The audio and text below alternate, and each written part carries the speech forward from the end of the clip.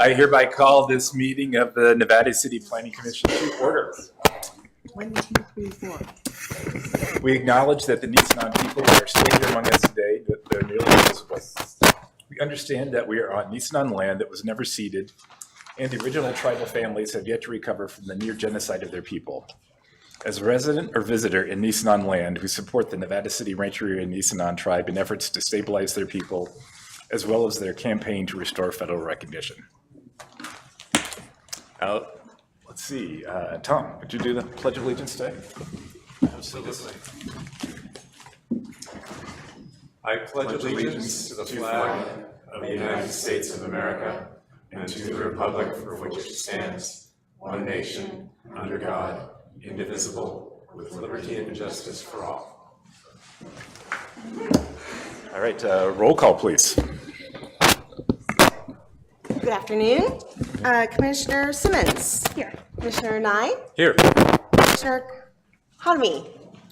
Here. Vice Chair Cobden. Present. Chair Brown. Here. Everyone present. Great, thank you.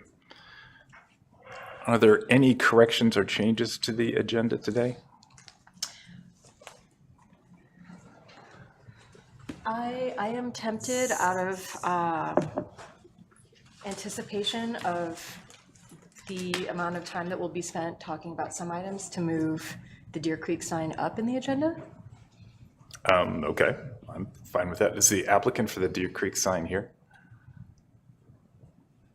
Okay, then forget Pick it up. All right, if nothing else, we'll go to public comment. This period is for the public to comment on items that are not on the agenda. Items that are on the agenda will have a public comment period associated with them. So anyone who would like to comment on an item not on the agenda. All right, seeing none, move on to the consent calendar. Is there anyone who would like to pull anything from the consent calendar who has any comments or questions about them, either from the commission or in the public? Seeing none, would someone like to make a motion about the consent calendar? I move we approve the consent calendar. I have a motion I'll second that. and a second. All in favor, please say aye. Aye. Aye. Anyone opposed? No. All right. Approved. Okay. Next item is 309 Broad Street, continued from November 20th. Conditional use permit and architectural review. Hand it to Jessica. Thank you, Chair Brown and Commissioners.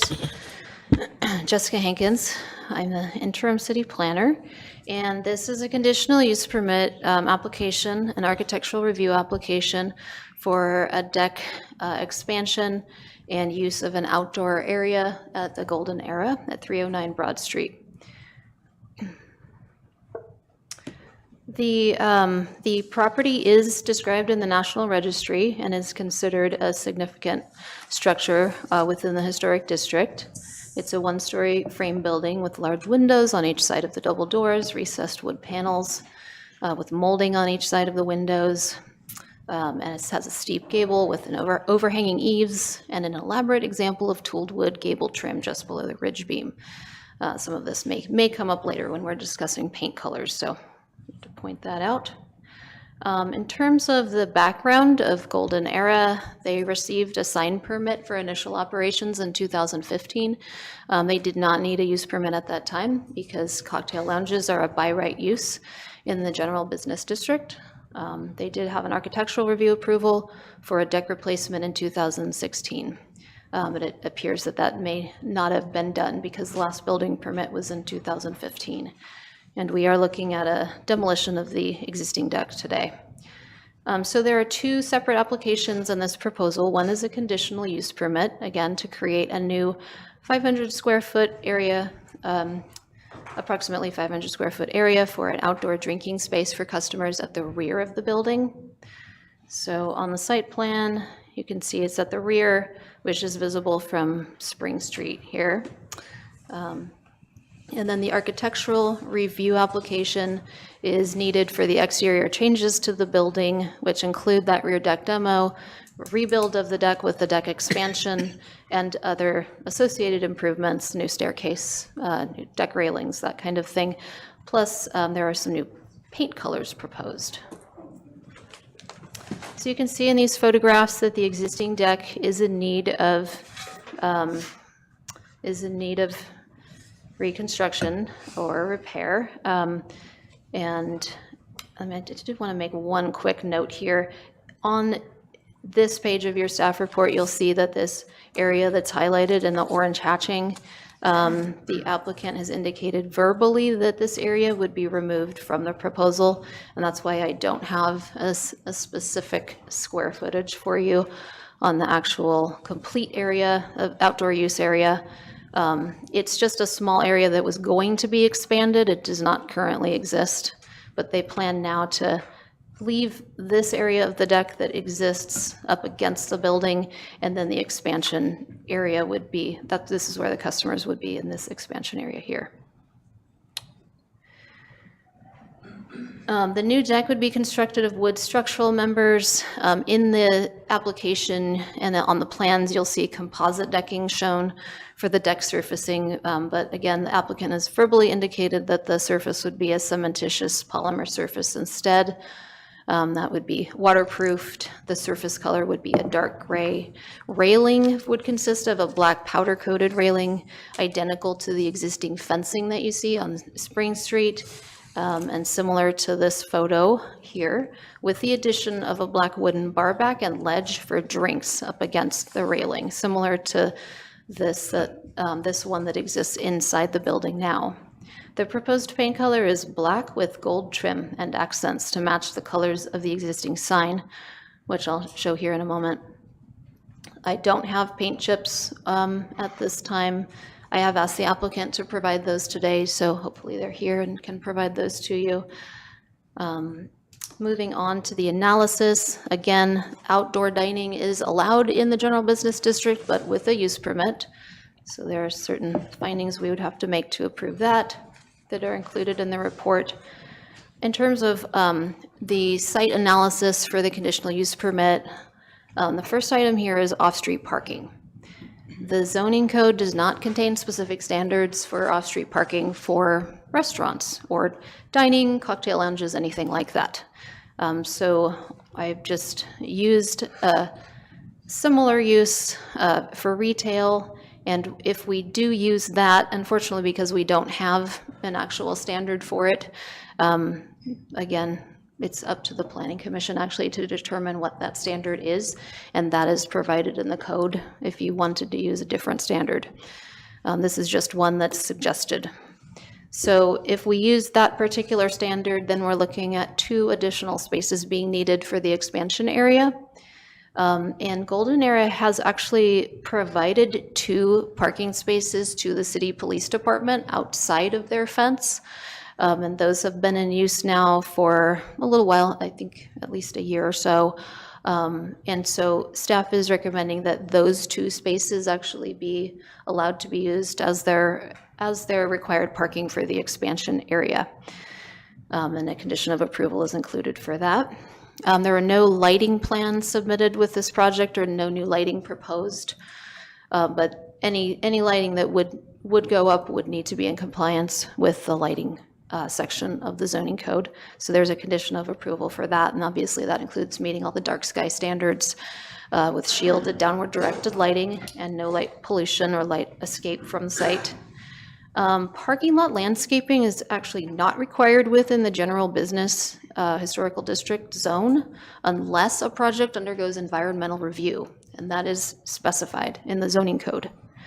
But given that the project is a discretionary conditional use permit application, and this does have, the visual frontage on Spring Street, staff is recommending at least some sort of visual buffering along the parking lot there. So the applicant has placed a number of barrels along that frontage with, I think every other barrel has a large agave plant in it. And so staff is including a condition of approval for those to remain in place to provide some landscaping. But again, that is not a code requirement. In terms of additional noise at the rear, any outdoor activity would be required to comply with the city's noise ordinance, which is The lowest would be 60 decibels during nighttime hours. That's between 9 p.m. and 7 a.m. So there's a condition of approval included for that as well. All right, architectural review. I think you're all familiar with this. So we're looking at the context of the neighborhood, the historic district, and whether it's consistent with mother lode architecture. So moving on, engineering staff, I wanted to note this. We did have some additional requested information on the deck plans in terms of deck height, stair dimensions, railing dimensions, and seeing a revised layout of the deck area. This information may or may not be needed by the Planning Commission to make a determination. If it is, then Planning Commission can certainly request that information from the applicant. If not, that would be included in the building permit, that would be required to be revised at that time. Some of the design details of the deck have also just been provided verbally. For example, the deck underside, that has been indicated to staff by the applicant that would be some kind of a sort of shiplap siding type appearance, but I don't have any example of that material to show you. I have requested that the applicant bring that to this meeting, so hopefully we have that. And if not, we can talk about next steps on that. Paint colors, again, are proposed as black with gold trim and accents. So this is the existing sign that was approved in 2015. It was black with gold, red, and green. There is no historical color palette adopted by the city, but we do often reference the Benjamin Moore historical color palette. It's just one of many different historical color palettes.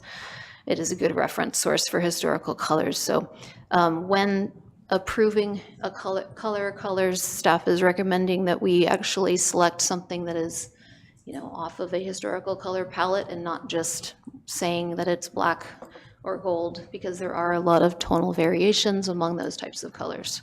So there's some examples of those here from the Benjamin Moore palette. There are a couple of examples of black paint on Broad Street at Kit-Kit-Dizzy, although the top probably 30% or so of that building is white. And then the National Exchange has black posts and railings, but they have kind of a more maroon or brick colored kind of color on the main part of their building. So again, this is something that staff has asked the applicant to bring to this meeting. And if all of this information is provided and Planning Commission has the information needed to make a determination today, then staff is recommending that the Planning Commission determine that the project is exempt from CEQA and approve the conditional use permit and architectural review application with the findings shown in the staff report. And that concludes my presentation. I'm happy to answer any questions. Great, thank Should you. the applicant be? Is the applicant here? Oh, yeah, please Come on up. come forward.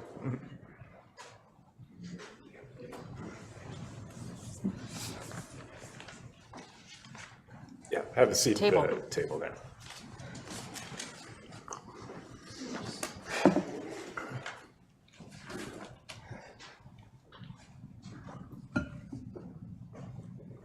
Here it is. Bunch of the details for the meeting, one for each individual. Okay. There's 5 copies.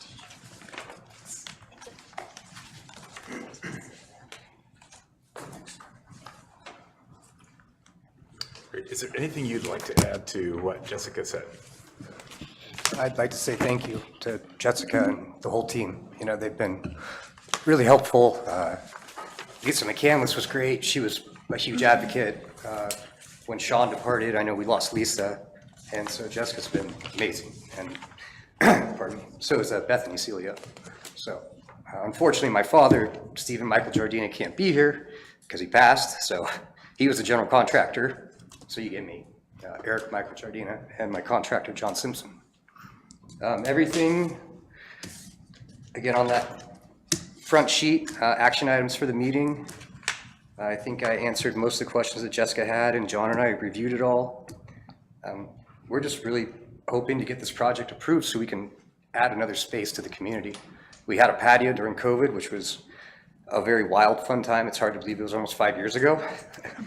And during that time, our deck sustained about 200,000 steps. Over the 2.5 years we were open, and we weren't really designed for that. So as Jessica had mentioned, and John is very familiar with, that deck it served its purpose and then some. And we really got to present something fun in a very dark time. So every single day we're open, somebody goes, "Where's the patio?" If they haven't been in town for a few years, "How about the patio? How about the patio?" And so after a few years of thinking about it, we decided, well, to make it the best, most functional way, not to infringe on parking and make it ADA compliant, not have to build a lift or even participate on the concrete anymore, we just decided to build about a 412 square foot deck as an extension with interior bar perimeter seating, so we can fit about 15 to 20 people on the inside, kind of like the piano rail photo you'd seen, about a 48-inch ledge, 44-inch ledge. So people can view Spring Street and see how beautiful it is. And we have a southwest view, so the sunsets are amazing. And it's just a really nice atmosphere that people, I believe, dearly miss. And this is a little heavy for me because it's my dad's chair. So apologies. No problem. Thank you, and we're very sorry for your loss. That's all right. And then John and I have the plans, which I think you guys all have copies of. We actually penciled in the red for the fence line.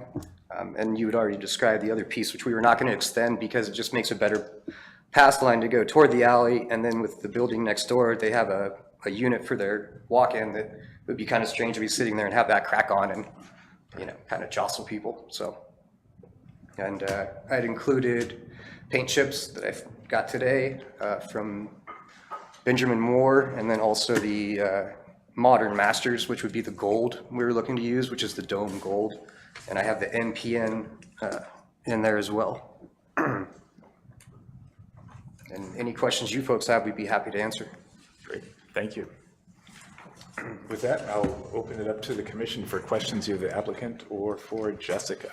Well, through the chair, I'd like to know if we could separate our discussion. Sure. Separate aspects of the discussion, separate the paint color from the conditional use permit and related architectural review. We can take it step by step, sure. Okay. Should we talk about the deck first then? It's up to you, sir. Yeah, let's do that. All right. Do you have questions about the deck?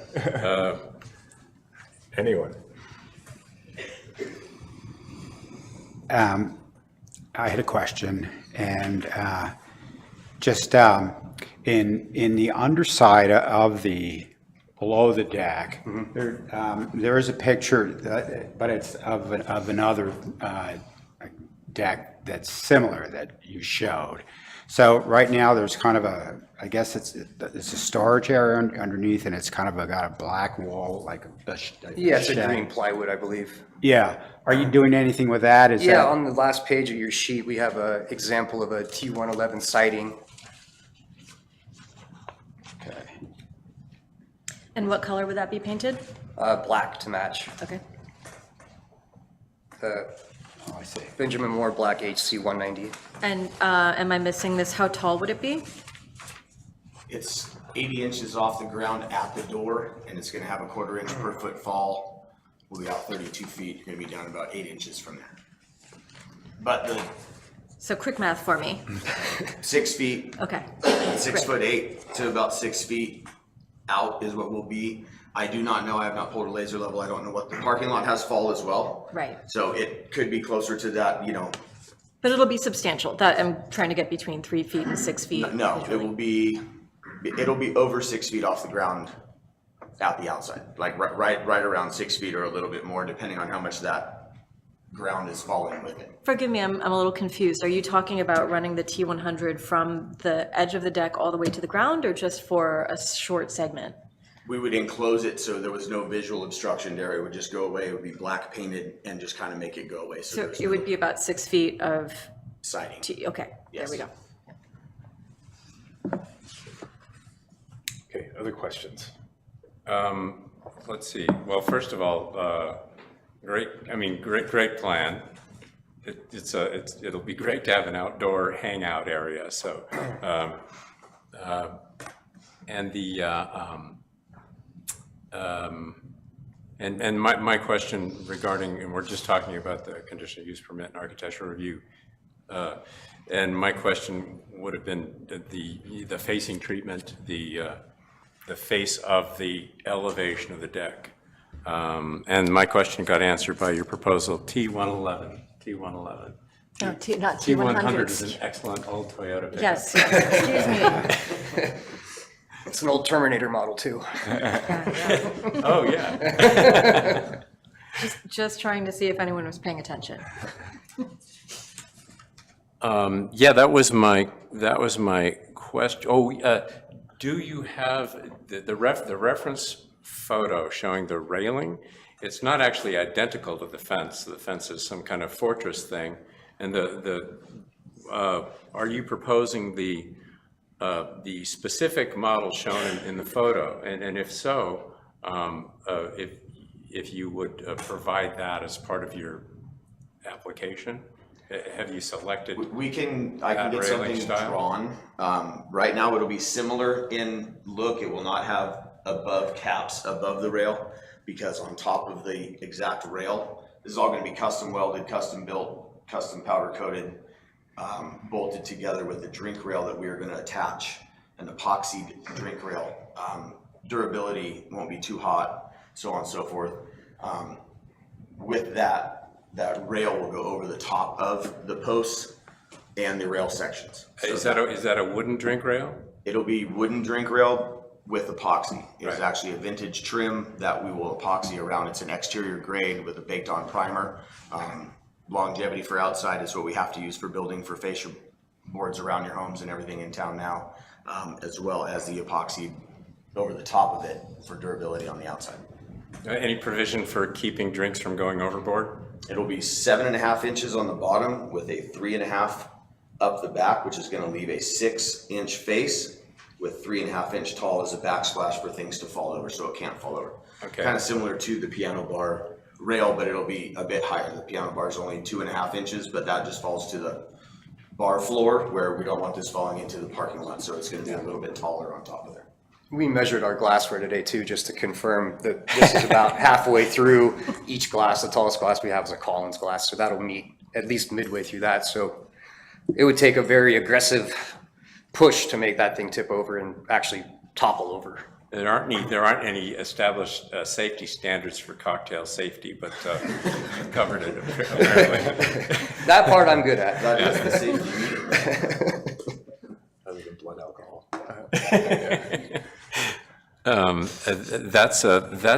That's it for me for now. Thank you. All right, other questions regarding this part? All right, let's shift to, go ahead. I liked your beginning there with a reference to when it was an open space during the COVID, which is, I mean, one of the few good things out of COVID. So, and I just had a question about whether, you know, you have any kind of vision, because you did mention that there's this whole sort of thing that's happening now with the Spring Street, with the brew house next, right, which is right next door. Yeah. I mean, that's just an amazing transformation that's occurred there. And then also down at the Miners Foundry, they've set up a little outdoor dining thing, and it's really good for the street as a whole, as you said. Do you have any kind of sort of plans? I know that Jessica referenced the landscaping in there that she had worked with you with. Do you have any sort of plans for sort of fussing it up a little bit in the parking area there? We can work with that. The barrels that are out there were actually whiskey barrels. We had purchased full barrels of whiskey for the bar, so they actually have a lot of historic value to us. They're George Dickel barrels, and they've been with us since we opened pretty much. So we can adjust a little bit, but that keeps our old-timey, what the interior looks like is what we basically try to present on the outside. And the agaves I live in Mexico often and work with agaves, so they're very near and dear to me, and they're very resilient. So not a lot of water, not a lot of activity. Trying to get a hose out there to water, let's say a 10-foot planter is a little bit more complicated to do on a daily, weekly, 110-degree stretch, or even in the winter. So the agaves have held up for 8 years. And they'll get bigger, right? They're in those, they have not grown. So since they're in, those pots are gonna stay about that size. And there are a certain type of agaves, they don't have little hijuelos, they don't have little babies. So what they are is kind of what they are. Okay, any other questions on this part before shift over to questions on the paint color? One more question for staff regarding the parking offset. You said staff recommends making that adjustment, and so the police department is cool with that? Yes, yeah. Yeah, I've been in conversations with Chief Foss about that, and he commented on the project that Golden Arrow has been a great neighbor to the city, that they are very generous in giving those parking spaces to us already, and he appreciated their use. He said that they do not have, like, they're one of the lowest kind of service call areas of all the bars in town. So he had nothing but good things to say. And the police department would still be able to use that lot? Yes. With the owner's permission? Use the 2 spaces that are outside of the fence. Yeah, Just not, yeah, okay. yeah. We had designed the fence line, when we did the fence, to specifically leave those out for police department, Chief Foss. We're responsible for maintaining that part of the property. So if they want to take the tree out, or we need to trim the tree, things like that, we're happy to manage. So use for the city, but we will maintain its integrity. Yeah, well, and that's a great thing for us and for them, because parking offsets can be onerous. Yeah, okay, excellent, thank you. Yeah. All right. With that, let's shift over to, Wait, I have one more question. We spoke earlier, Jessica, does this application, we have an outdoor dining ordinance that regulates style of seating, size, shades, covers, railings. Is that applicable to this application? It is not. I looked at it. It's actually in the streets, highways, and sidewalks section of the municipal code. It only applies to public property. And this is private property. Okay, because there have been a couple of instances where the planning commission did weigh in on outdoor dining accommodations on private property. So I did look at the couple that you had referenced, Three Forks. Their outdoor dining space is actually on public property. It's in the city lot, and that was the reason that was applied to them in Okay, that thank you. instance. Yeah. Thanks. any more time? That's it. No, thank you, Rod. All right, let's shift the questions over to the paint color. Are there questions about the paint color? All right. If there, oh, sure, something you'd like to say about the paint color? Yeah, the black is the historic black we could find, and then we were kind of joking, we don't know what color is more historic in this city than gold. Okay. Maybe green. Used to be. Deeper history. All right, if there are no other questions, I will open it up to public comment at this point. Is there anyone in the public who would like to make comments about this? Yes, there is. Great, please come forward and My name state is your Don name. Joy. I live at 129 Orchard Street in Nevada City. I've been here since 1981, so I'm familiar with Duffy's Success and Sereno's and now the Golden Era. And this is a locally owned business with local folks who are in there every night, and they've bent over backwards to make this establishment literally a gem of the city. And I'm one of the people who goes by constantly and says, where's the deck? Where's the deck? When's the deck coming back? During COVID, there was music, there was a stage, it was a gathering place, and they have bent over backwards to I don't have the words, to follow the rules, to do what they're trying to do. It's not do it first and ask permission later. They're here doing a good thing, and I'm here to back them, and we wish you luck. Great. Thank you. Thank you. Is there anyone else from the public who would like to comment on this item? can't let Don be the only guy. Charlie Faber, I live at 215 Reward Street. I'm a contractor, employ a bunch of people around here. I'm really here to talk about a really selfish reason because I'm also a musician and we play at the Golden Era quite a bit. And all the things that Don said are true. And the city, or I think I would implore you to make it possible for them to be economically flexible as times become harder to own a bar. So I think a deck will help them in that quite a bit. So thank you for thinking about that. Great, thank you. Anyone else? Oh, one more person.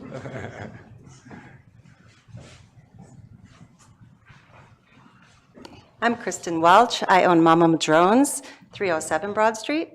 So I'm their other neighbor. And I have to agree with the police chief that they are the most wonderful neighbors you could ever ask for. I opened up my shop in that location about 6 months after they opened. So we go back to the beginning together, and I'm very excited for them to be able to see their entire vision come to fruition with the paint colors and the deck. I think everything they've created so far has been, like was already said, a complete gem for the town, and they have the community in mind with everything they do, and they're so generous. So I'm very excited for them to have all of this approved so they can really manifest what they've envisioned for so long. So, thank you. Great, thank you. All right, Alex. Good afternoon. Hi, I'm Alex Zabo, Zabo Vineyards at 316 Broad Street. I've been here since, I guess, about 20 some odd years. And I have other businesses as well. And I'd like to be able to, or I can vouch for the Giardina family. Cindy, Eric has asked me to be here and speak on their behalf. They're good operators. I've known a lot of different store owners and vendors here in Broad Street in my time here. And me personally, as a business person, I value a good operator. Good operators are people who take care of their customers, who take care of their employees. Chuck had mentioned musicians. Nevada City, why do people come here? They're digging the music. There are lots of music venues, as everybody knows, and they also enjoy their cocktails and a place to have them. They provide a beautiful product. I'm happy to know them. I'm happy to be one of their friends. And as I say, they're good operators. They take care of their own things. Thank you. Great, thank you, Alex. Anyone else? Okay.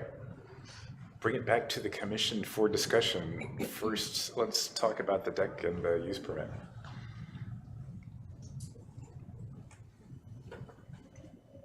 Anyone who'd like to start on something? I think it looks great.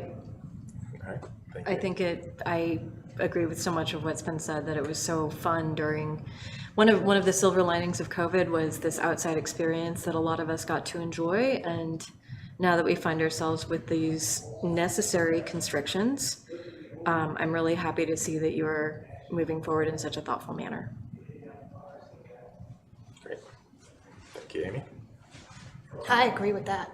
All right, thanks, Michelle. Anyone else like to comment on this item? Yeah, I think it's really good. I mean, I think it's really good for Nevada City, and I hope it's going to be really good for you guys too. But so it's part of the revitalization of Spring Street, and that'll be a big step forward for all of us.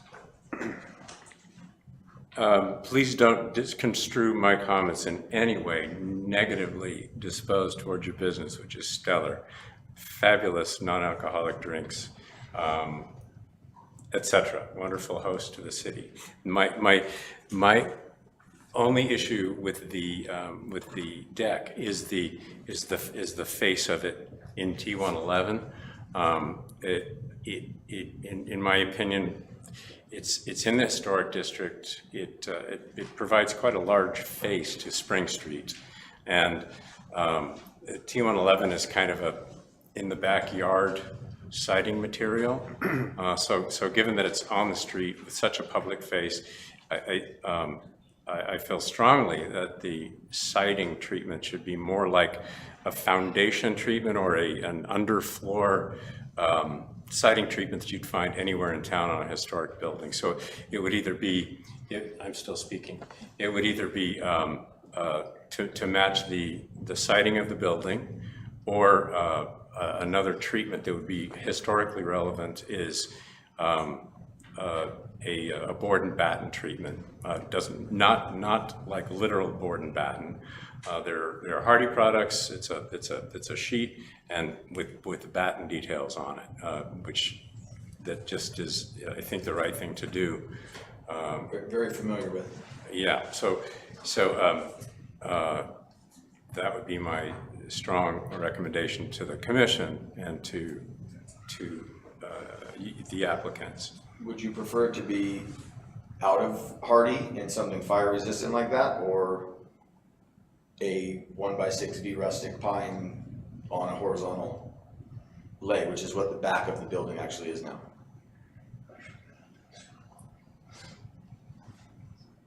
The Hardie board and batten treatment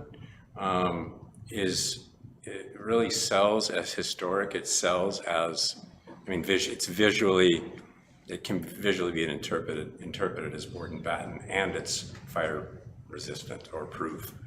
So that'd probably be, from a practical and safety standpoint, if that's aesthetically pleasing to you guys, it'd probably be a better approach. It's all, any of it's doable. The only thing we got translated that it was some sort of screening or something that was going to be there, which was not ever intended to be a screening. It was always going to be enclosed and sided. It's kind of going to be what your choice was going to be as far as what we needed to put there that would be most aesthetically pleasing.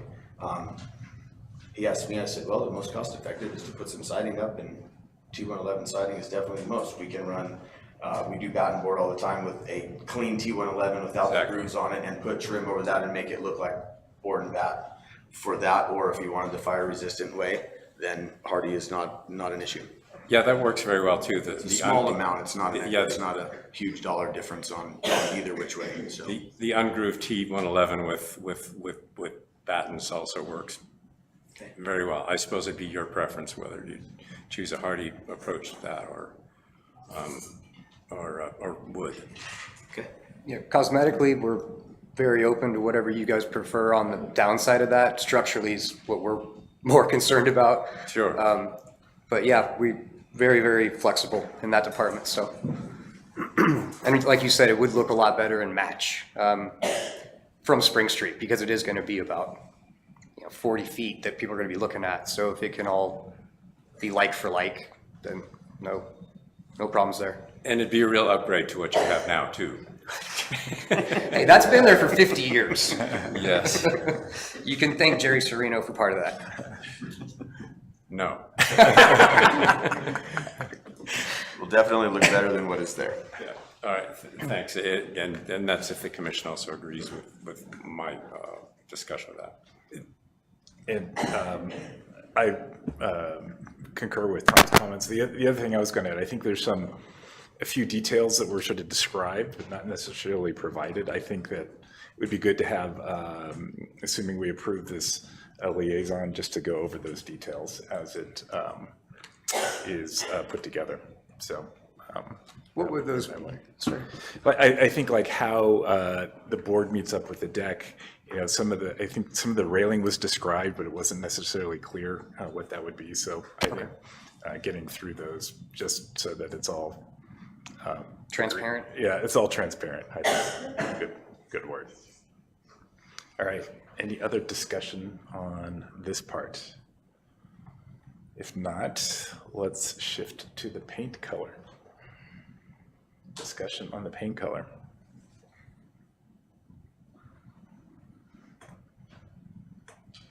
I went down to, walked around, and you had included in your application a reference to Kickadizzy, and I just to see another example, and I kind of see it as and talked actually to one of the business owners, and they referenced it by seeing it as sort of, I wouldn't, maybe an extension of the black trim, so that it's kind of like other buildings, like the independent building on the corner of 301 Broad Street, which has a dark, underneath, and then the upper part is white or an off-white. I think that's kind of more of what you see walking around the city as a whole. I didn't see, any single building or that was entirely black. So it's not like a question of saying that the color that this color is not historical. It's just that an entire structure being black stands out. So in the triangular, above the front of the bar in that triangle space, if we were to choose another color, would that be more in line? Yeah, because my mother, Mama, she's the wizard, she's the designer. I mean, so I would obviously confer with her, but we had talked about red and gold and black initially, like our sign is. And then when we kind of had that rendition done, it just looked really clean, but maybe it's kind of heavy dark. But a deeper red, we'd have to go back to Knight's Paint and explore that a little bit. But I think initially we had thought about doing 3 colors, and then we decided, well, maybe you guys would be happier with just black and gold trim. But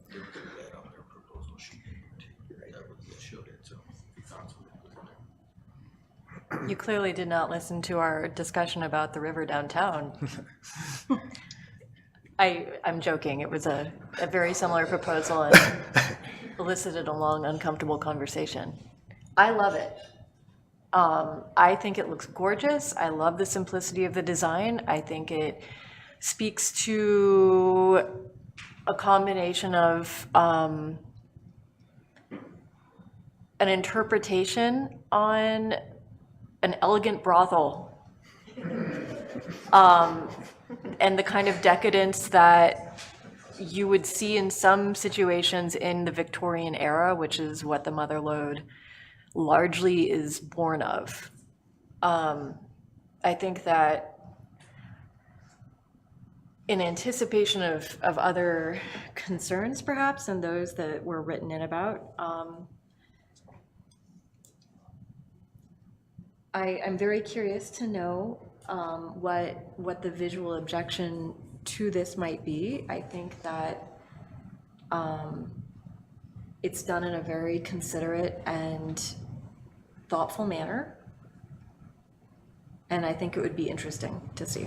I personally think that were you to put white on the top half of it, it would actually be too busy, and maybe there's another color that could pass with, but I personally think that if it's within the guidelines, I don't see, I think that there's an argument for it fitting in within the street. Okay.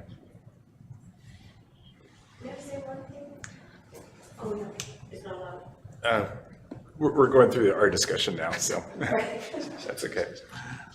Other discussion here. Isha? I mean, I like it. I think putting another color up there would look, red. I think this looks simple, and I think the gold trimming makes it stand out. So I like it. Okay. Thank you. Jim, additional comments? well, just as it comes up in many things, whether we like it is one thing, and I like it too. But and sort of our function, our position is to see how it fits in with the design guidelines and with what we're entrusted with in terms of the vision of the historic district and the downtown Nevada City. So in that case, there aren't any other buildings that really are like that. And, just, going through the historical record of what buildings look like, I didn't really see too many examples of this, of this kind of thing historically. So, that has to be for us to look at how it fits in with the rest of the downtown Nevada City and the design guidelines that we're applying. Okay, thank you, Jim. Tom? So my comments are in no way a negative reflection on the business and contribution of the Golden Era in Nevada City. I don't know of a single instance of a building of this era and in the era that the historic ordinance seeks to preserve that's painted black. And I like it too. I think it's super cool. And if this were a really ornate Victorian saloon in a city that was mostly not historic, it would be an excellent treatment. Like, look at our details. This is the coolest spot in town. But Broad Street is a historic street, and a almost entirely black building along the block. And if you look at it, it's undeniable that it would be an utter interruption of the style of Broad Street. And this is also a really contemporary treatment. I follow design magazines, and like, look at this Victorian building in San Francisco painted entirely black. It's bold, it's daring, it's moody, and that's cool.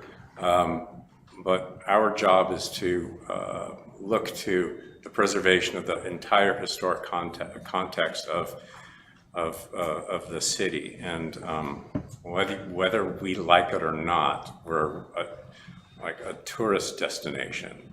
And many of us do like it.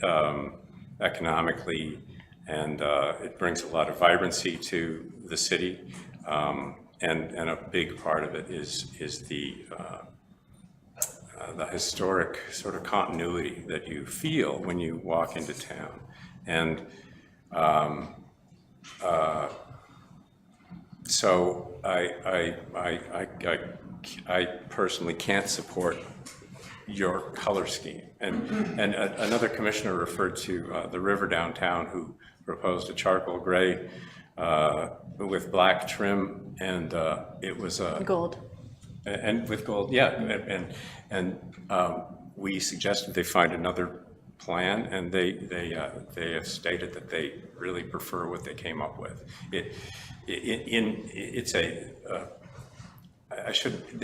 There's a way to do a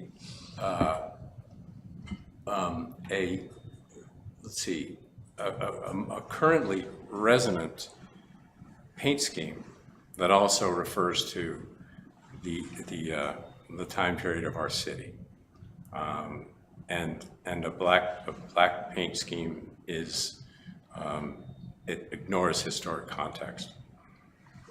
Tom, if I may, would a dark green with gold trim be more in line?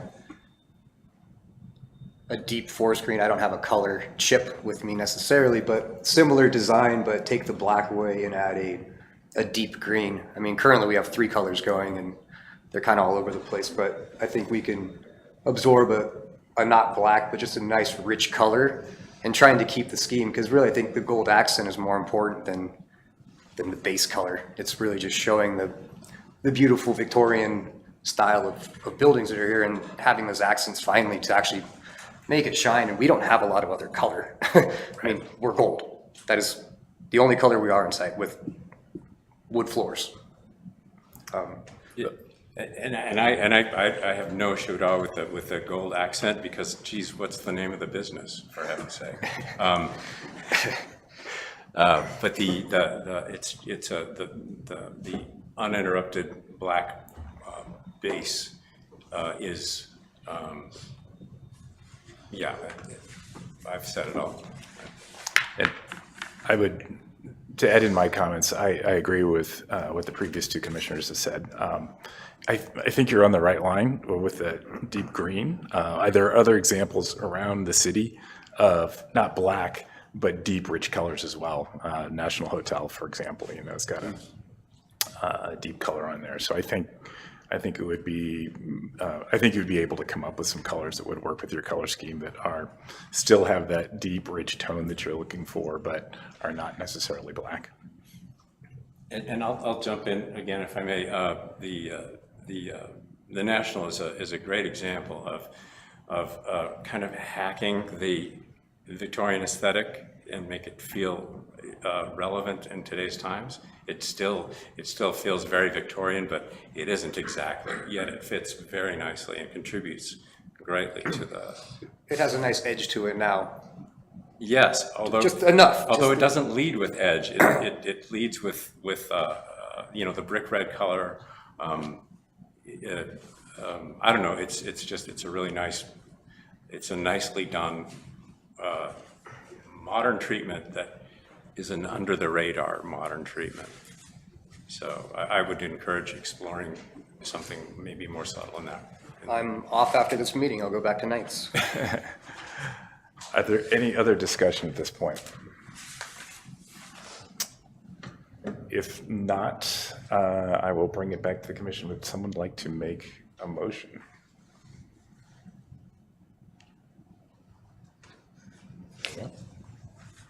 Is it possible in this case to, it sounds like the black is going to get denied, but there is openness to another deep, rich color. Can we make a proposal that would allow for that deep, rich color with a liaison or some other kind of caveat, or do we want to continue it? What's going to be the most expeditious? I think there's enough questions about the color. The color could come back. I think we could approve the things that we're in agreement on. I think that the other stuff's going to be what they need to get started on to begin with anyway. Okay. So at least I would like to add one thing regarding the architectural details of the deck face. It'd be appropriate to since it's a sealed surface. You don't have to worry about water sitting on top of and ruining trim details, but some sort of fascia detail along the bottom edge of the deck, going horizontally.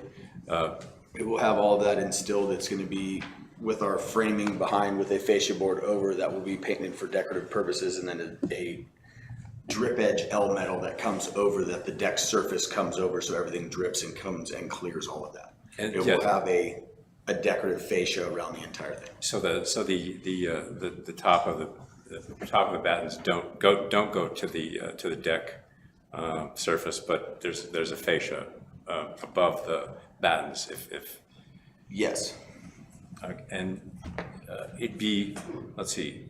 I'd like to add as a condition of approval a drawing of that treatment. I think we need to see what you'll build.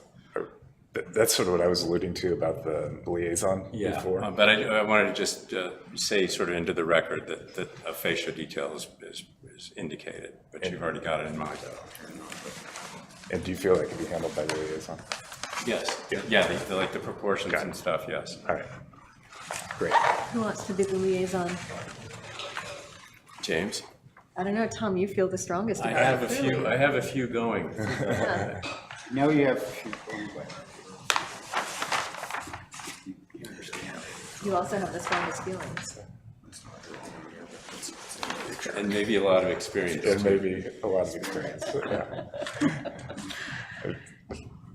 Twisting your arm. Yeah. Okay. All right. Would someone like to make a motion? Anyone? I'll take a stab at it. Sure. Okay. Bear with me. Where are our recommendations? Okay. Number one, I'll move to determine the project exempt of CEQA. 2, move to approve the conditional use permit, making,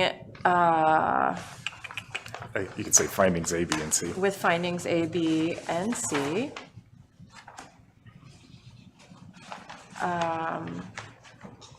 Hang on a second, with A, B, and C, and with the requirement that there be a liaison. Commissioner Nye, I had to stumble over that, I was about to say Chairman Nye. That there's a liaison, Thomas Nye, attached to it to review any details on the trim, and that instead of the presented treatment, that they use a board and batten hurry board Or wood. or wood, their choice.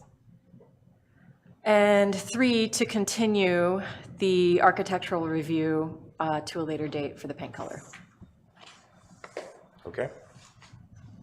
Did that cover it adequately, Jessica? Yes. All right, great, thank you. Do we have a second? I will second the motion. All right, roll call, please. Commissioner Simmons, Yes. Commissioner Nye, Yes. Commissioner Halmy, Yes. Vice Chair Cobden, Yes. Chair Brown. Yes. Motion Great, carries. thank you. So Thank you. you can get started, and we'll talk to you again about the paint color. Off tonight's Tom, I'll see you with a non-alcoholic cocktail in a few days. But you can't buy it for me. Bye. We have to do some research and development for the next menu, so. Oh, test subject. Thank you. Thank you. All right, going on to the next item, which is 650 Chief Kelly Drive, architectural review for a new residence. Is the applicant here? Yeah, is the applicant here? The applicant is actually zooming in. Ah, okay. So how do we?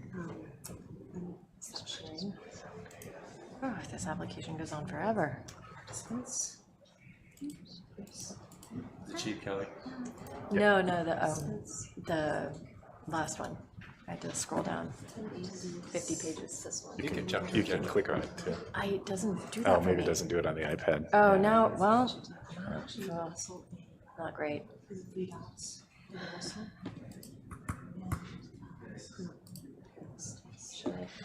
Don't want your AI help. Thank you.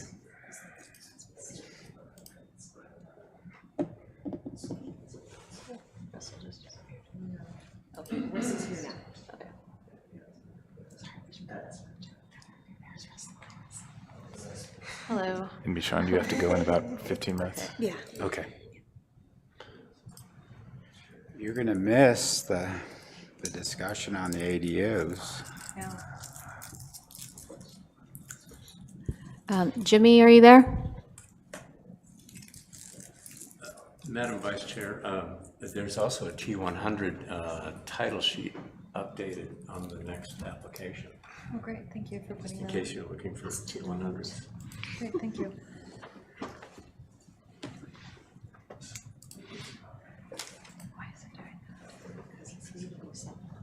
No, thank you. Okay. Good stuff. What brand are they? Know what's going on. Hershey's. All right.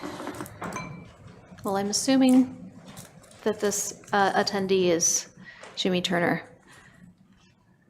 but I'm not hearing from him right now. Okay, so this next project is an architectural review for a new single-family residence at 650 Chief Kelly. It was, If he's not there, should we move it to a later spot in the agenda? Well, we think he I is think online. he is here, but Having problems communicating. yeah. Oh, he's raising his hand. Okay, Allowed to talk. thanks. Can you hear me now? Yes. Oh, thank you. Good, there we go. Okay, great. Okay, this item was continued from the last Planning Commission meeting, as you may remember. It's a new single-family residence, and at the last meeting, there were concerns raised by the commission about a couple of items. One was the tall, narrow windows on the street-facing side, as well as the provision in Ordinance 2000-01, which is the ordinance that maintains the regulations for the site performance overlay on the site, which states that a no-disturb 55-foot buffer shall be maintained along the edge of the bluff. So in response to the concerns raised on the windows, the applicant has enlarged the upper windows on the west elevation and changed the louver on the right gable to a window in order to make the elevation symmetrical, and updated some setbacks per some of my requests after the meeting. So these are the new plans compared to the old plans are up at the top here. You can see the narrower windows, and in the current proposal, they're widened, and then the louver on the right here is changed to a window. Okay, moving on to the ordinance. There are a number of requirements in that same ordinance for design, and the applicant does meet all of the design review requirements for the site. But there was a provision in there that said that there should be a no disturb 55-foot buffer along the edge of the bluff. And so I went through a lot of our old files that created this subdivision and the site performance overlay, and found this interesting preliminary grading and drainage plan, which I'll enlarge here for you. So it appears that the 55-foot buffer isn't actually a buffer off of the edge of the bluff. It's the bluff itself is what it appears to be, because every document that I could find showed a 55-foot kind of zone. I wouldn't really call it a buffer. A buffer is normally a buffer off of something, but it seems to comprise most of the bluff. See, we've got 35 feet of the bluff that's on the other side of Mr. Turner's property line on the east, and then 20 feet on his, which is shown on his site plan. So he's got the 20 feet, and he actually does have a little bit of a buffer in that 20 feet on his. There are no other references to a buffer in any of the other documents I found. I went through the original Planning Commission meetings that created this subdivision and the site performance overlay, and there's no other reference to it. So this would be my interpretation of that it is simply referencing that 55 feet that is shown on the maps and on the preliminary grading and drainage plans. So I don't have any recommended action on that issue. I am recommending that the Planning Commission find the project as exempt from CEQA and approve the architectural review application for this new residence with the conditions of approval shown in the staff report. I'm happy to answer any questions you have. Great. Jim, if you're online, anything you'd like to add to Jessica's discussion? No, really, she mentioned the changing of the louver on the right-hand side gable. The reason I changed it was because when it got larger, it just looked out of place as a louver. So I just thought it'd be best if they were both windows, both glass. Okay, thank you. Mm-hmm. All right, questions from the commission?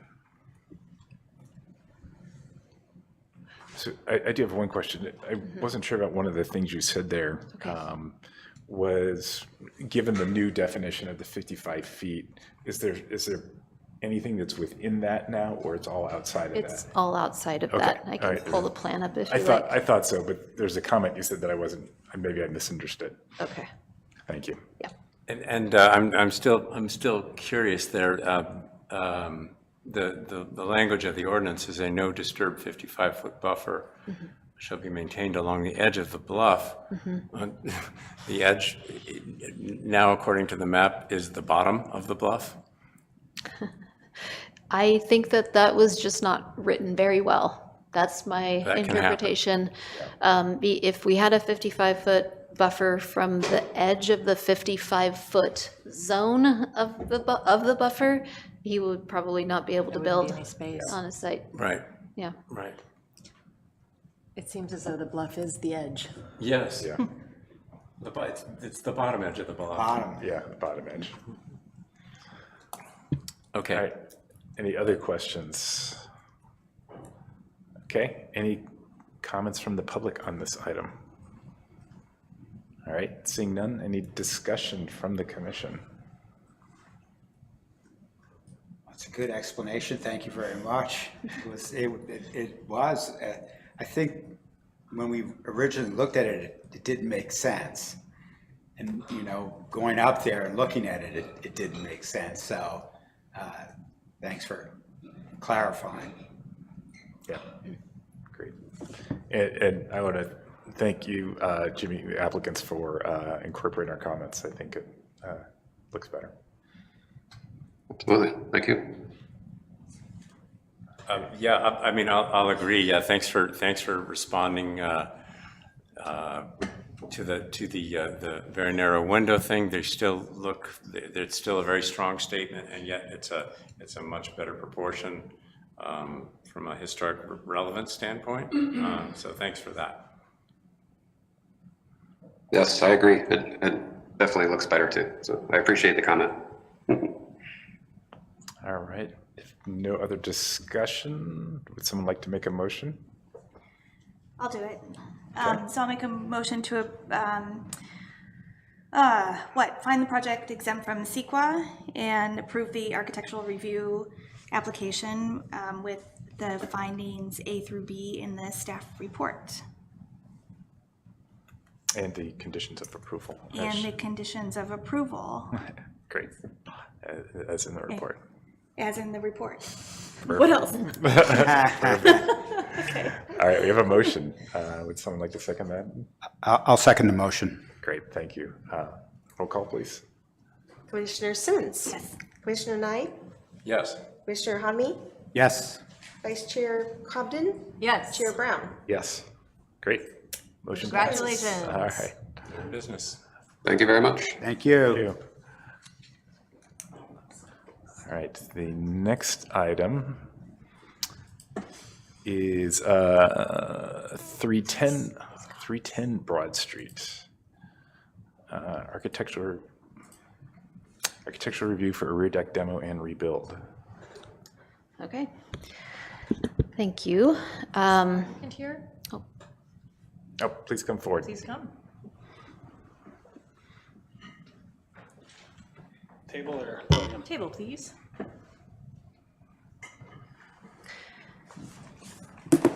Yes, so this application is by Kat Ramirez, the owner of the property for 310 Broad Street, which is the old Earth Store property.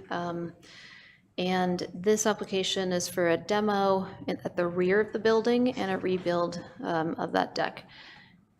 So this building was built in 1863, and it is considered a contributing building to the Historic District's National Register status.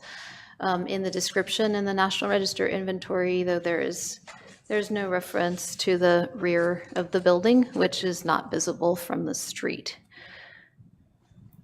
So my apologies for this typo right here, but the deck at the rear of the building has deteriorated to the point of being hazardous. There are some photographs in the staff report. You can see that it's actually starting to fall apart and kind of punch through in parts. And it also is not waterproof. Water has leaked into the space below, causing some damage to the ceiling and interior finishes. So again, this property obviously is in the historical district overlay. There are a couple of sections of the zoning code that pertain to the historical district. 1768-070 only applies to the exterior appearance within public view, so this section doesn't apply. Let me enlarge this here so you can actually see the overview of the property, Broad Street down here. And then we're just looking at this rear deck back here, which is actually completely surrounded by other buildings.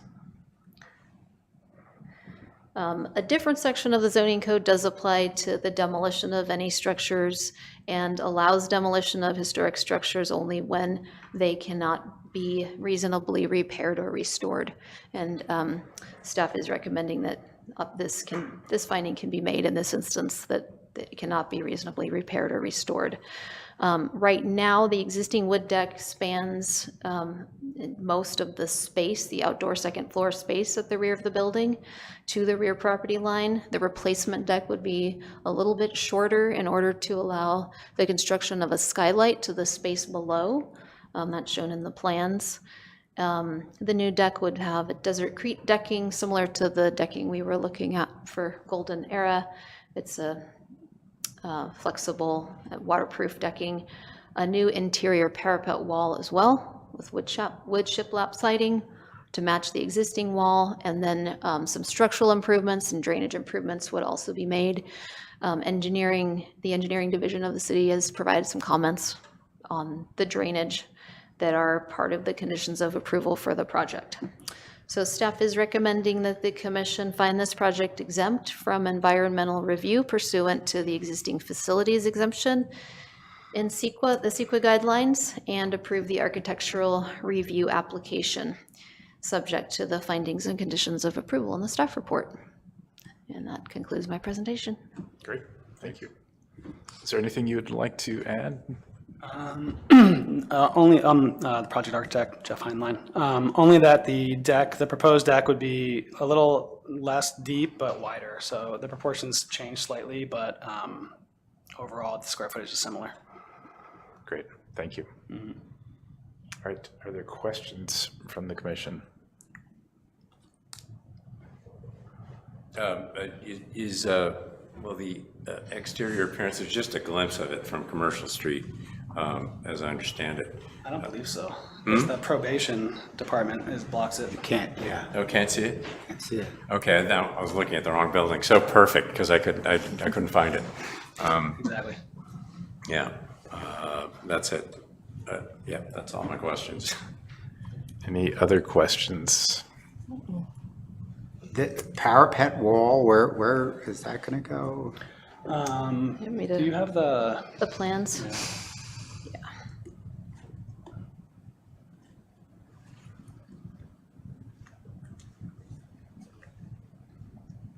Do you want this You can keep one? going. There's Keep some more going. zoomed in one. Yeah, the next one. So that's the existing that you can see in the top right there. So to the right are the existing air conditioning compressors, and to the left is the deck. And then if you go to the next slide. So we're proposing moving the condensers further back towards the probation building, and then the parapet wall is that vertical wall that you see on the page there to the right property line. This one. So this would now be a parapet wall. And then this is also a parapet wall, but it's only going to the deck below, or to the roof below it.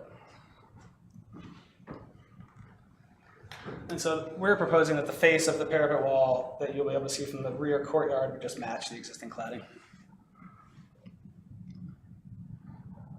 Great, other questions? No. No other questions? Anyone from the public like to comment on this item? Seeing none, bring it back for discussion. Any discussion on this item? I see no issues at all. I just want to I find it cute that there was a Victorian updating in 1900 of the Yep. building. Which has no bearing on your application. Not yet. Any other discussion? I'm just always happy to see something like this happen when it means a building is going to be preserved a little bit longer. Yes, and the idea with this is to do some pretty resilient finishes, so it doesn't need much updating in the next generation.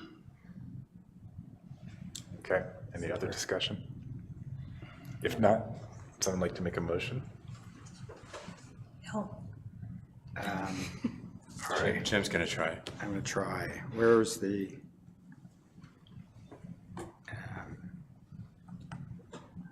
Page 64. Yeah, page 64, exactly. Okay. Or on the screen. I'll make a motion to approve the project and determine that the project is exempt from California CEQA, and approve the architectural review application with the findings A and B. And that would be it, right? And, yeah, it's subject to the conditions of approval as specified. Yes. And subject to the conditions of approval. All right. Motion? A I'll second. And a second? All right.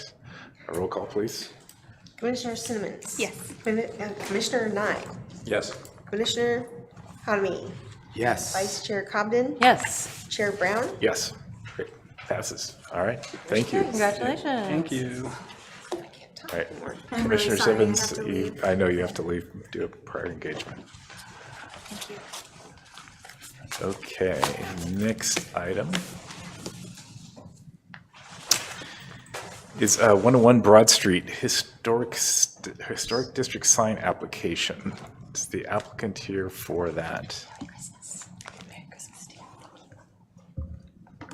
Applicant? I guess we don't have the applicant.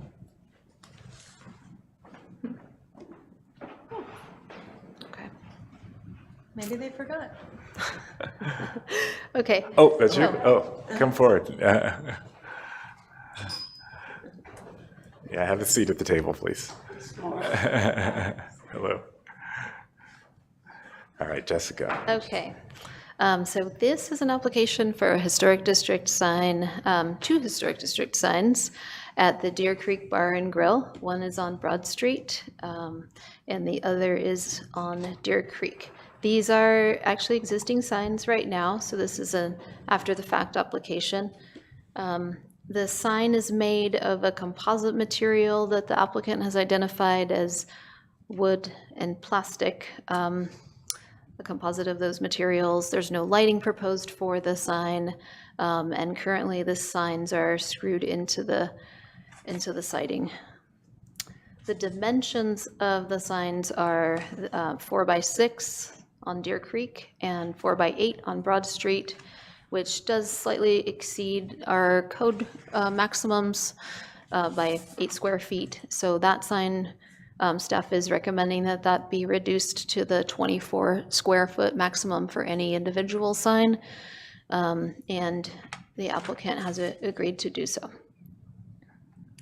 So here is another picture of the sign. There are specific rules in place for historic district signs, and this does meet all of those requirements with the exception of the square footage that I just mentioned. So in short, staff is recommending that the commission find the project exempt from CEQA, find that the exterior appearance of the signage is consistent with the mother lode type of architecture, and approve the sign permit application with the shown conditions of approval, which include reducing the square footage of the sign. That's it. Great, thank you. Anything you'd like to add? No. All right, great, thank you. That will be it. Okay. Questions from the commission? As is, just the material of the signs, it feels like some kind of a laminate. And is it not wood now, and you're going to change it to wood on the signs? No, I don't. I just want to make. You just want to keep them as is, but, Yeah. but, I mean, as far as I can tell, those are not wood signs. It's cuttable. The application indicates that they're wood signs, but we noticed the same thing when Yeah, looking the at them. Behind is Yeah. wood, and on top is like plastic Okay. to save from the rain. Yeah. Yeah.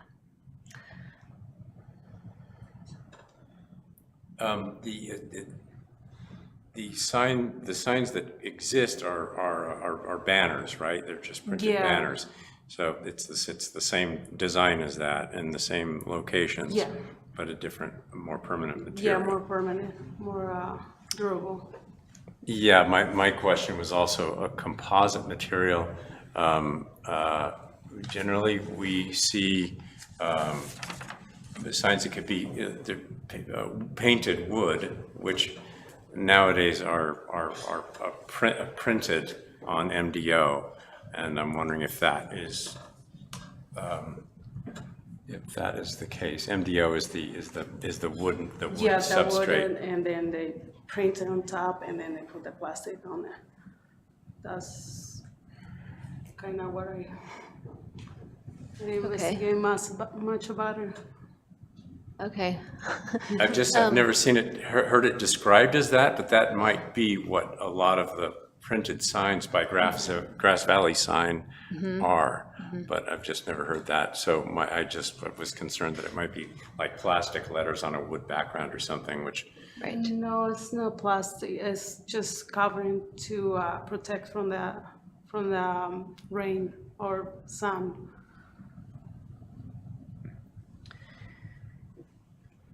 The material of the sign isn't addressed in the historical district sign ordinance, but I know that there is another section of the code that speaks to vinyl, to the use of vinyl as a siding material or as any kind of material on a building. The design guidelines talk more about things to consider when considering a sign approval. It's my sense that this is the same thing that a lot of printed signs printed on wood are. Yeah. So I just wanted to clarify if there's any more information on that. I have not done an inventory of the signs around town. I have looked at a lot of them to see what type of material it is. It's a little hard to tell sometimes. They're out of reach and you can't actually touch them or see them up close. But I'm happy to look around and report back on that if the commission would like me to do that at the next hearing. I mean, I can do some research with Grass Valley Signs also. Yes. I mean, Go ahead. Yeah, no, it's your you comment. go ahead. Well, I was going to let you finish your question first. I just want to be sure that it's a similar thing to the other print signs that are printed on MDO, which is the name of the substrate. Then it's yes, no problem. Just to verify that, and if it's a different treatment than that, I don't know.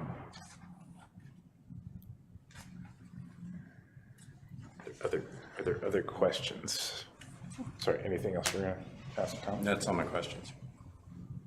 I had a similar question about the sign material too, so I think you guys have covered that. It's a cool sign. It's really good looking. Oh, thank you. Yeah, I like the design too. Well, right, let's save that for I discussion. just want to change for the other crappy ones, so I'm like, I had to do it. Anyone in, any other questions? No? No questions. Anyone from the public? No, bring it back for discussion then. I think it's a cool sign. Well, I like the deer and the creek. Yeah, I like the design too. Actually, I think it's a cool design. Here, let's pass it. So, several people mentioned to me the scenic ordinance regarding visibility from the highway. So I'm just saying it was brought to my attention, and I went and checked it out to see, and I'm talking about the sign that is not going to get, that's not bigger than 24 feet, which is a sign on the side of the building that you can see as you cross over Broad Street, over the Broad Street Bridge. So I think that's the main point of visibility, and that it doesn't then fall under the ordinance that governing scenic, restricting what you can see from the highway, because you're not supposed to be able to see it if from the highway. Did you do a drive-by test? I did a walk. I'm not driving, I'm conserving, and I'm, I mean, there's no way to know unless you're on the highway. well, you can, yes, I mean, you can see it from the off-ramp of the highway, but it's greater visibility. Does the off-ramp technically count as the highway? I don't know. Anyway, I just wanted to bring that up since it did come up. And the other thing is that just sort of going around town, we're discussing amongst ourselves now, right? Going around town. Discussion period. Yeah. Like in the past, most of the signs are hanging outside of the business. So there aren't that many that are attached to the front of the business. I mean, you would get actually better visibility if it was the sign that's on Broad Street was on, hanging, like so many of the others are in town. I don't know if that would work. I disagree. I don't think that you would get better visibility that way because this one, first of all, you can't get a sign that's that large hanging. But secondly, this one is in the sun. It's in a very shady corner. There are no visual obstructions to it. Okay. I walk by it constantly and have thought about this many times because I think aesthetically it's nice to have our smaller signs that hang above a door. I think it's really within the character of the town, and also that's a tricky building. We don't have a lot of buildings with that kind of frontage that allow for it, and having those two signs the way that they are capture traffic in a way that a hanging sign I don't think would as well. I do have people tell me that they didn't see it before, that way it was wood. And they said, we don't see it before, we didn't know you guys was here. That's why I decided to change to something like this. I'll speak also are you finished? Yes. I'll speak also in support of that sign's location. We had a really robust discussion about that sign placement with the previous business. And because the restaurant has an entrance on the other side, we allowed it. And but there was also an additional sign hanging from under the porch by the front door, and there's also been sort of an interest in inviting the historic downtown across the bridge, and the Bill Falcone Bridge is an effort toward that, and to invite people to the Deer Creek Bar and Grill is part of it. I think it's a great idea to attract pedestrian traffic from the other side of the freeway. So I don't have an issue at all with it. It almost be great if we had a big neon arrow pointing down. Yeah, except that it's specifically prohibited. Oh, is Yeah, it? it is. Are you sure? Yes, are you sure? Yes, absolutely. It's specifically prohibited. Okay. Other comments or discussion?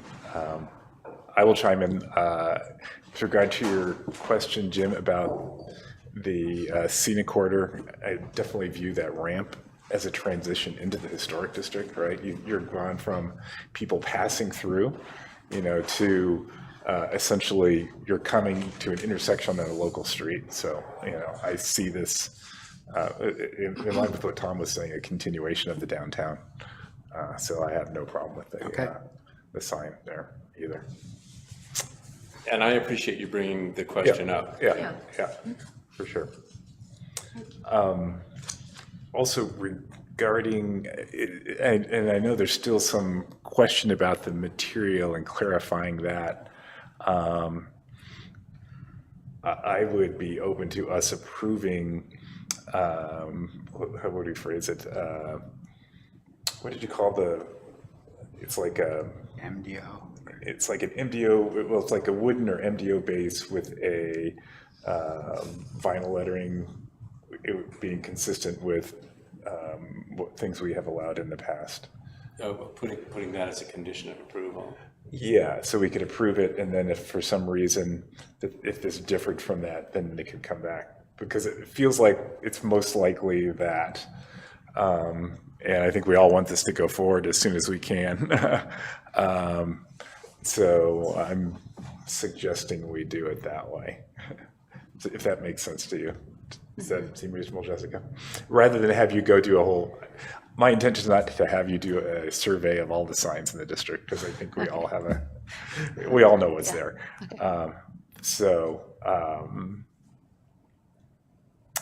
Maybe I'll make a motion then, that we approve, let me bring it up.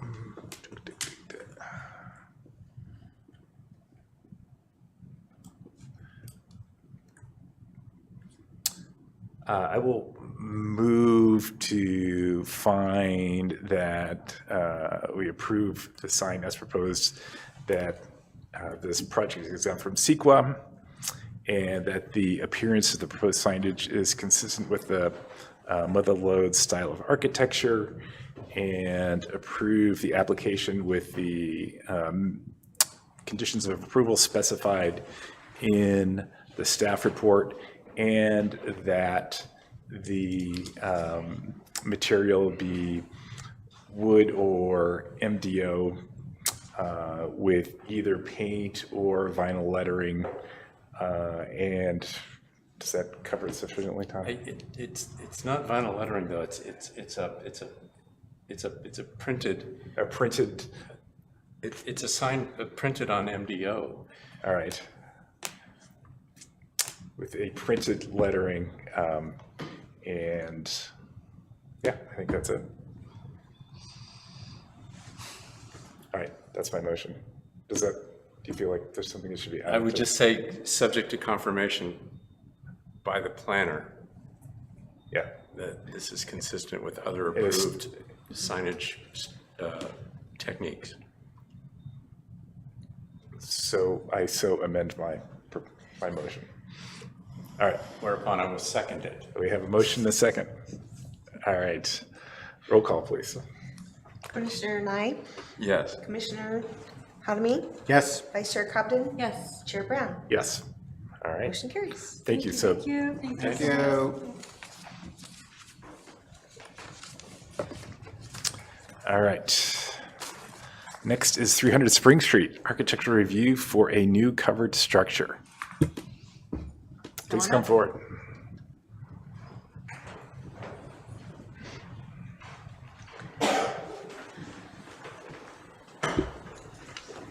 This is an application by Rebecca Hoffman, for I think I have it wrong on the staff report. It should be a C there. For a brew house, for 2 covered structures, which we'll get to here in a moment. This structure is also in the National Registry inventory. It was constructed in the 1930s, but the National Registry says that the structure does not have architectural integrity in the historic district. So this proposal, again, is for 2 20 by 20 foot wood shelters with corrugated metal roofing and open sides to be installed over the patio area at Brewhouse. And with this wood in inclement weather have black canvas temporary walls with plastic windows identical to those already in place on the front of the top house. And the application indicated that this was intended to create a sheltered, warm area on the patio to drive business during inclement weather. So we are in the historic district with this location, and it is in the view shed of the public there. Again, like I mentioned, the structure was constructed in the 1930s as a filling station, and it does not represent the mother lode type of architecture, so requiring the new structure to conform to the mother lode style would potentially be inconsistent with the character of the existing building, a profile of which is shown here from previous plans for this site. I should mention that the outdoor patio area was previously approved with a conditional use permit, I believe in 2023, and I did bring those conditions of approval here today in case we need to look at any of those, which would still apply. They continue to apply to this use today, whether or not there's another structure or 2 out there. So the existing building height is 13 feet 3 inches from finished grade to the top of a flat roof, and the lean-to shed roof has a 2.5 to 12 slope. So in terms of how that would appear next to the proposed structure, the proposed structure consists of cedar posts with a light brown stain and a black galvanized corrugated steel roofing with a 3 to 12 shallow pitch roof line similar to the existing building. And the proposed structure is 8 feet 4 inches tall at the tallest point. Or actually, yes, 8 feet. The roof, again, like I mentioned, is black. The Planning Commission did review paint colors for the existing building previously and approved a gray paint on the existing building out there and black as a trim color and door color during that previous architectural review. So this is a photograph of the existing outdoor patio, and you can see right now there are some temporary sort of shade sails out there with some outdoor patio furniture. All of this was approved as a use area. And then these are the existing side panels that are used during colder weather. This is a previous site plan from 2022-23 with the proposed structures shown on the site plan. And staff did review this against one of the previous conditions of approval was to not place any structures taller than, I believe it was about 3.5 feet or so on this corner here for site distance. And so these are outside of that site distance corner. So staff is recommending that the Planning Commission find that the project is exempt from CEQA and approve the architectural review application, making the findings shown in the staff report with the conditions of approval shown. And that is my presentation. Happy to answer any questions. Great, thank you. Anything you'd like to add? Nope, just want to add some additional seating that we desperately need in rough weather. We don't have a ton of seats inside. It's makes things very, very difficult in the winter and in our long rainy season here. This would be very consistent with our existing covered porch area. We would probably want to make the windows even a little bit larger than are on that area just for less visual, imposition. Just try to blend in as much as possible.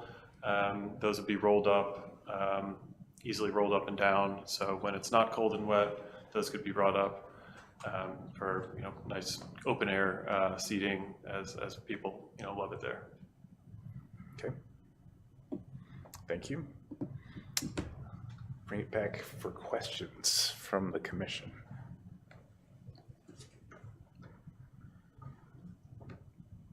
Any questions? Well, people do love it there. I mean, it's just wonderful to have a beer garden like that there. I'm just wondering about, it does change, and it's interesting. I'm newer to the commission, so I wasn't around when this was originally approved.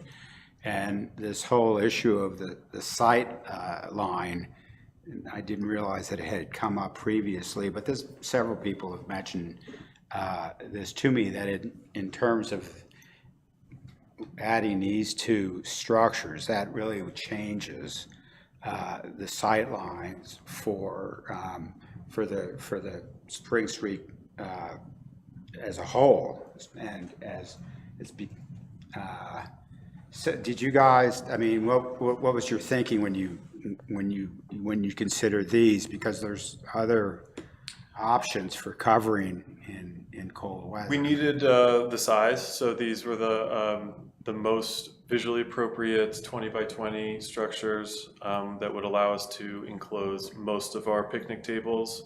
The whole fire pit area would not be covered, so that entire line of sight across the corner would not be impacted in any way. But we really just needed total 20 by 40 feet to capture the seating that we have out there, or at least most of it. And the more temporary structures are not capable of holding our snow or weather loads up here. Right. It would become damaged and have to be replaced on a regular basis if we were to continue use. Pre-engineered, safe, tested, reliable, and very cost effective for what we need to do. If I could jump in on that, because that was the same question that I had. I also wondered why these structures and not others.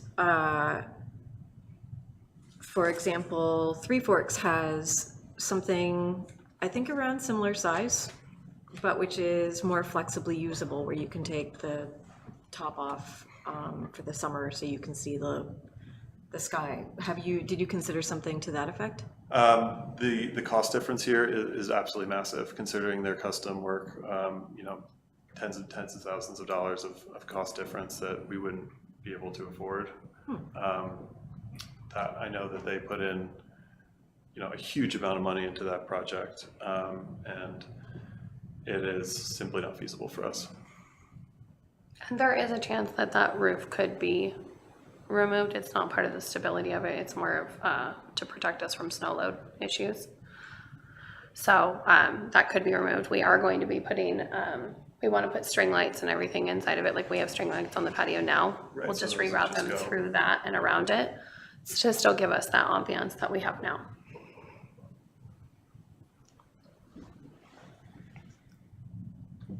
Other questions? Tom, any questions? No. All right. I have no questions either. I'll take it to the public now. Is there anyone from the public who would like to comment? Seeing no one, bring it back for discussion. Well, can I just have one other question? Yeah. I mean, what do you feel about the impact that it has on, for instance, that Dan Reinhardt wall? That's like a treasure, and this overshadows it. And I mean, do you think it diminishes some of the other touches that you have there? Did you look at that, or? I don't think that it overshadows it at all. I think that the first thing you're going to encounter is his beautiful wall and the iron and the metal work that we capped it with, and then set back we'll have the structure, and mostly you're going to have a transparent window. So it's not going to be a big black wall. It's going to be mostly see-through, and we'll be working with Beowulf Industrial Sewing again, who did the walls on the existing porch area. So I don't feel that it's going to be really imposing, and I don't think it's going to overshadow our wall, since that is the first thing you encounter when you enter the property.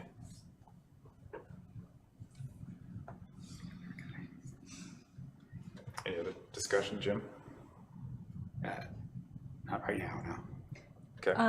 I'll jump in. Okay. I love the idea of where you're going. I personally, immediately when I see this, I wish I had a better visualization for it, because I want to trust you in your aesthetic here. I love everything that's been done there so far, but this just, my immediate reaction to it is that it's extremely busy, that while I appreciate the idea of having customized see-through panels, the reality is that they're not actually that see-through. It's not like their windows are glass, that they still are visually obstructed. And while it makes sense for what you're trying to do, I just wonder if there's a better way to get at it while also appreciating the cost that you would have to put into it. We've explored a lot of options, and in terms of something that is going to be sturdy and safe enough, this was what the best that we could come up with. I mean, it's basically an outdoor pergola with a roof. Yes, I fully see that. And I also feel like that's partly why it's too busy. And maybe it's the fact that I'm looking at a pergola in a very barren kind of suburban landscape above, and it's hard for me. I like to think of myself as very imaginative and visual, but imagining that put in there, it just gets very busy to me. And speaking to what Jim brought up about the Reinhardt wall and the beautiful metalwork and everything else that's gone in there, then it's just like overload. But I also want you to have this opportunity to have more business during inclement weather. I'll stop there. Yeah. All right, thank you. Tom? The need is apparent, and to, you know, allow for the goal, I agree with. Want that for you. It's really your business is very good for the city. And the overall, let's see, composition that you've got going there is really cool. It's a bit of a modern aesthetic, and though it's not a historic building, and you know, but it's its own aesthetic. It's its own composition, a very good one.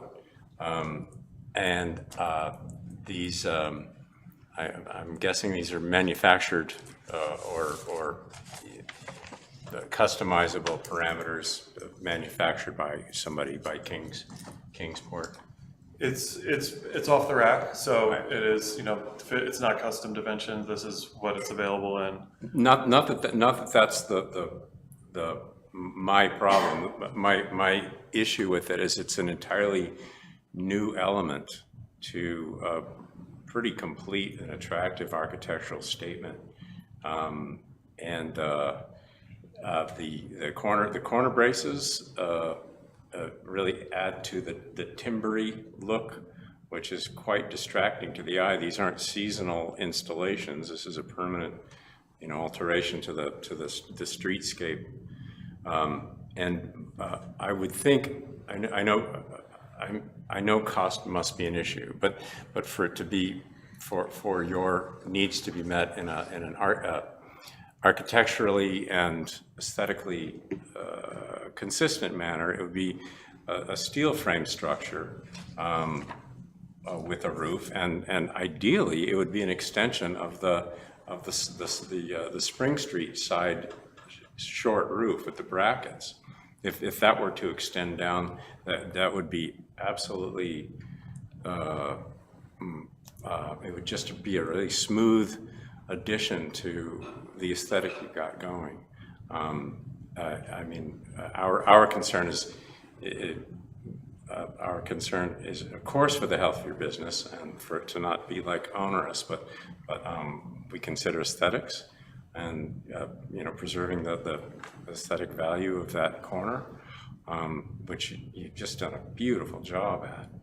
I think your proposal would be a detraction and a distraction from the really successful design work. Okay, yeah. Jessica, I sent you an image in your email just now that kind of gives you guys like a little bit of a visual of what one might look like on the patio. It's more off to the side than I wanted to, but ChatGPT only does so much for me. So maybe that will give you a little bit more of an idea. Our intention is to be able to hopefully have the roof off during the springy and summery months once it's done raining, so that it's more of a pergola feel. But from the one that I put on the picture, which Jessica will have, it looks a little bit more, it looks more inviting and a little bit less busy than what you'd be thinking over our tables. Is a color a factor in your decision making in this process? Is the wood just too intense, too timber, or? I'll jump in with my comments here. I think sort of going on the same lines, I think one thing that hasn't been mentioned is because this is directly adjacent, you know, to that existing porch, essentially reads to me as an addition to the building, right? And because of that, I think those elements that Tom mentioned, you know, making it feel harmonious are very important. Right now, it feels like a very awkward addition to the building. So unless that shows something different, we'll give Jessica a second to bring it up.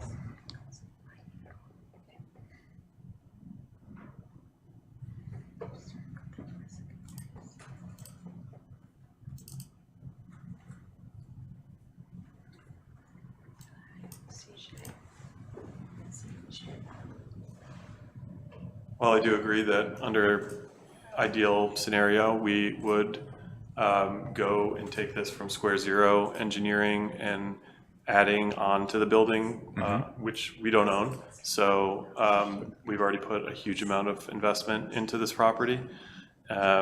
So we are really doing our best we can to survive here. And I'm not sure that Rebecca would, even approve this as a, a permanent extension to her building.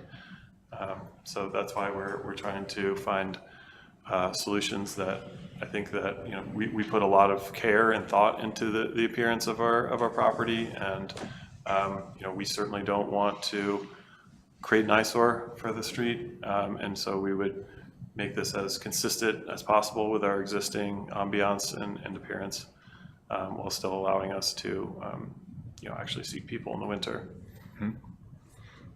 So you have the, You see that? yeah. Is that the image you're referring to? Yeah, it's offset a little bit because I couldn't get it to like push it over in front of the building necessarily with that close of a view. But you can see that the consistent with the cedar posts and stuff, it looks very nice with the rock wall and everything. I think it brings more of a natural feel to our already as I think Tom said, a little bit more modern touch to what we've got going on there. With all our blacks and our dark blues and things like that, and the grays from the rock.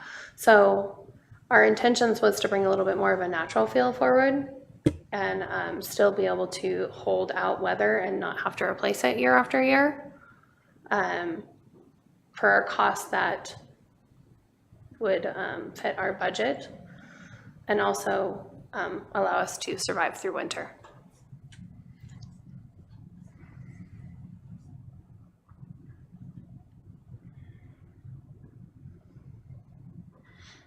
Are there other discussion or comments from the commission? Well, I'll say thank you, ChatGPT. You probably just did that from your phone, which amazes me. The details do matter, though. The corner braces, which are structurally necessary to keep this sort of freestanding structure from racking, just adds a lot of it's a lot of visual impact. It's its own statement, which is really separate from the rest of the composition.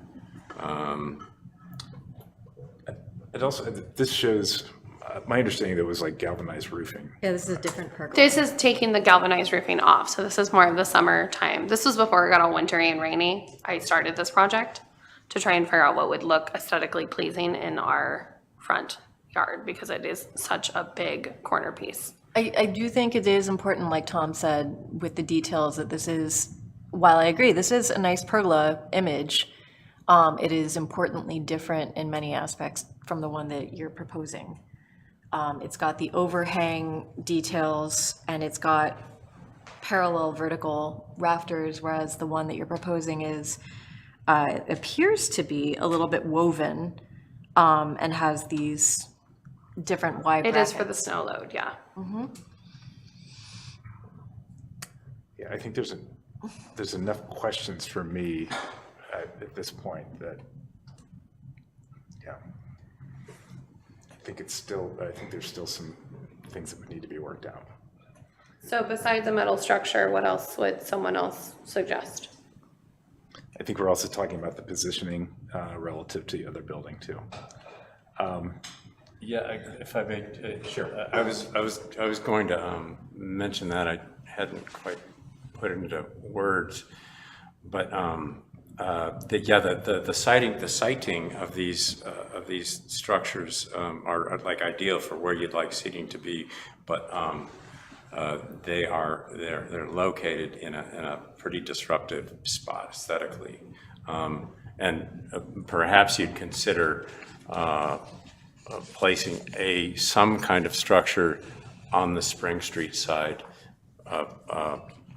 kind of aligned with the front of this. I don't mean Spring Street. I mean Pine Street side. Tuck it back there and align it, relate it more to the building, and in such a way that didn't also obstruct the view around the corner for the safety issue. So if this approach were moved it's just a suggestion, and I'm not speaking for the commission. If it were moved to the Pine Street side, which is a very, it's a nice spot. I know that's your decision. It would, I think, improve the flow aesthetic. I think it would look better. I think the problem there is that I'm not sure we have enough space on the east side for one of these, but also, we are observing the required setback from the corner and keeping that fire pit area clear for making that turn safely. And I would also add, I think there's potential, you could even do a better alignment even along Spring Street. I think right now that offset just reads. We had to leave room for the ADA requirements for our main entrance. Our existing entrance through the front door needs to have that wheelchair path. Yeah. Because it's at the center of the Spring Street frontage, the entrance, yeah. Yeah. It's essentially where all our picnic tables are laid out. That's the area we're covering. I mean, I almost wonder if you were able to, so I want to be very clear that I think that this particular structure that you're proposing is probably not going to work based on what I'm hearing, but something along similar lines, perhaps there's a different one that you could find that could work, that could be more. I wish we had other options. This is. We've been working on this for 6 months. Yeah, it's like. One that there's meets a lot of snow 10, load and there's a stuff lot around of, here. 10 by 10 options, some 10 by 20s, but there's nothing that's this big enough that provides the coverage that we need with the structural stability and wind and snow. That is resistance that is pre-engineered and tested, that would require us to spend tens of thousands of dollars to do that over from scratch.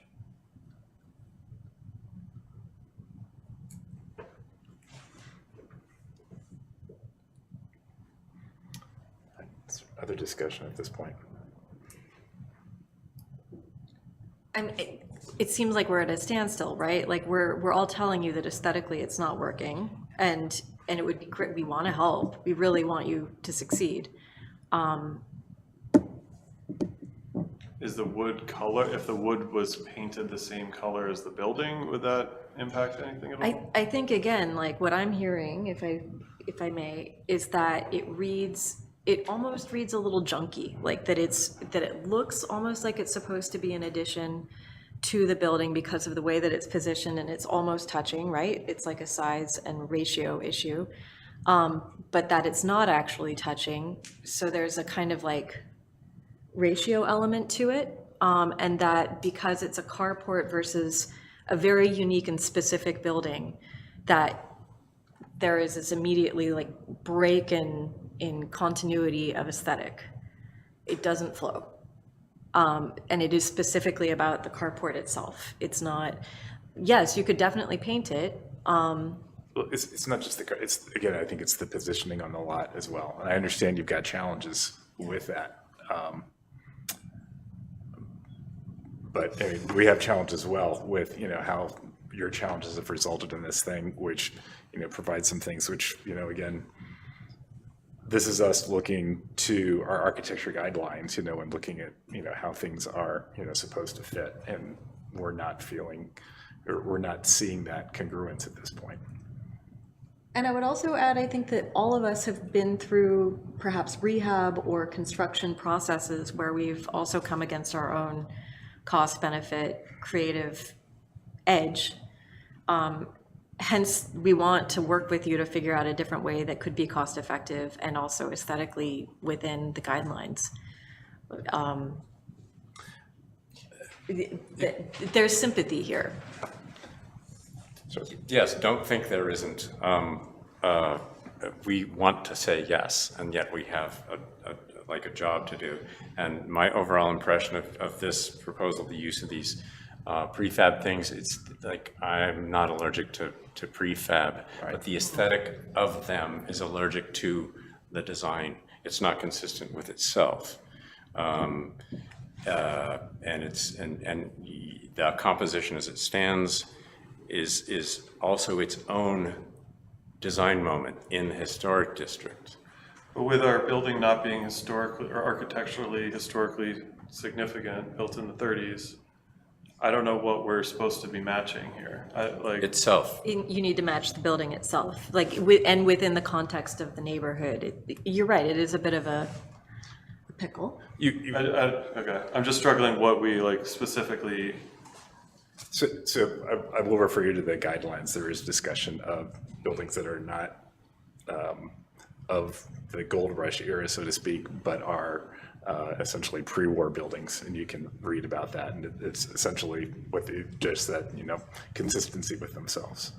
I think we're sort of at a point where we're not going to get to something we can approve at this point. I would suggest we do have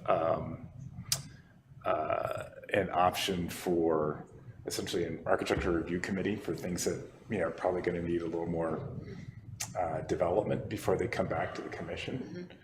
So I would suggest that we move to something like that. You have some discussion, Tom? No, just to clarify, that process is the advisory review committee. Advisory, thank you. Thank you. Which is a small committee, which is not a voting majority of the commission, that can work with an applicant in an iterative manner to arrive at something that is likely to receive the approval of the commission. So, and I do want to ask, you're a metalworking company. No, we are not. We're not. Brew Builds. We are a That brew was a house separate and a company tap that no room. longer exists. Oh, Yeah, okay. we make beer. Okay, then I'll remove that data point from my, Yeah. We make beer and serve a restaurant. And we need more seats. Preferably before the snow hits. understood. I'm not sure what the proper thing is. I don't know, does it just, is it a continuance? I'm not sure what the proper action is. We can continue to An a indefinite date not certain, yeah. Yeah, a date not certain. All right. Propose a review committee and. Advisory review committee. So I will make that motion that we continue this to a date not certain with recommendation that we have an advisory review committee to help assist with further discussion of this item before it comes back to the commission. And how do we establish that? We'll work with Jessica to do that. Forgive me, I'm just checking to see if am I within 500 feet of this? Is it? I don't know. I may have to even exempt myself. I didn't even think about this before. You mean from a vote? Yeah, Yeah, you might, I might be too close. well, you can abstain from this. Yeah. So I have a motion. Would someone like to? I'll second it. Okay, Commissioner Nye, Yes. Commissioner Hadamy, Yes. Vice Chair Cobden is abstained, Abstaining? and Chair Brown. Yes. All right, well, thank you. We'll discuss it further.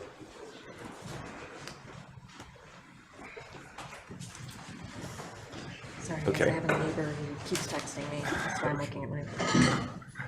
Hopefully the animals are okay. They're fine. All right, next item is ADU height limits. Maybe I just suggest, do you need a little 5-minute break? Yes, Give us maybe a 5 little break. minutes. You guys have had a multi-hour break, but we need a couple of minutes. Yeah.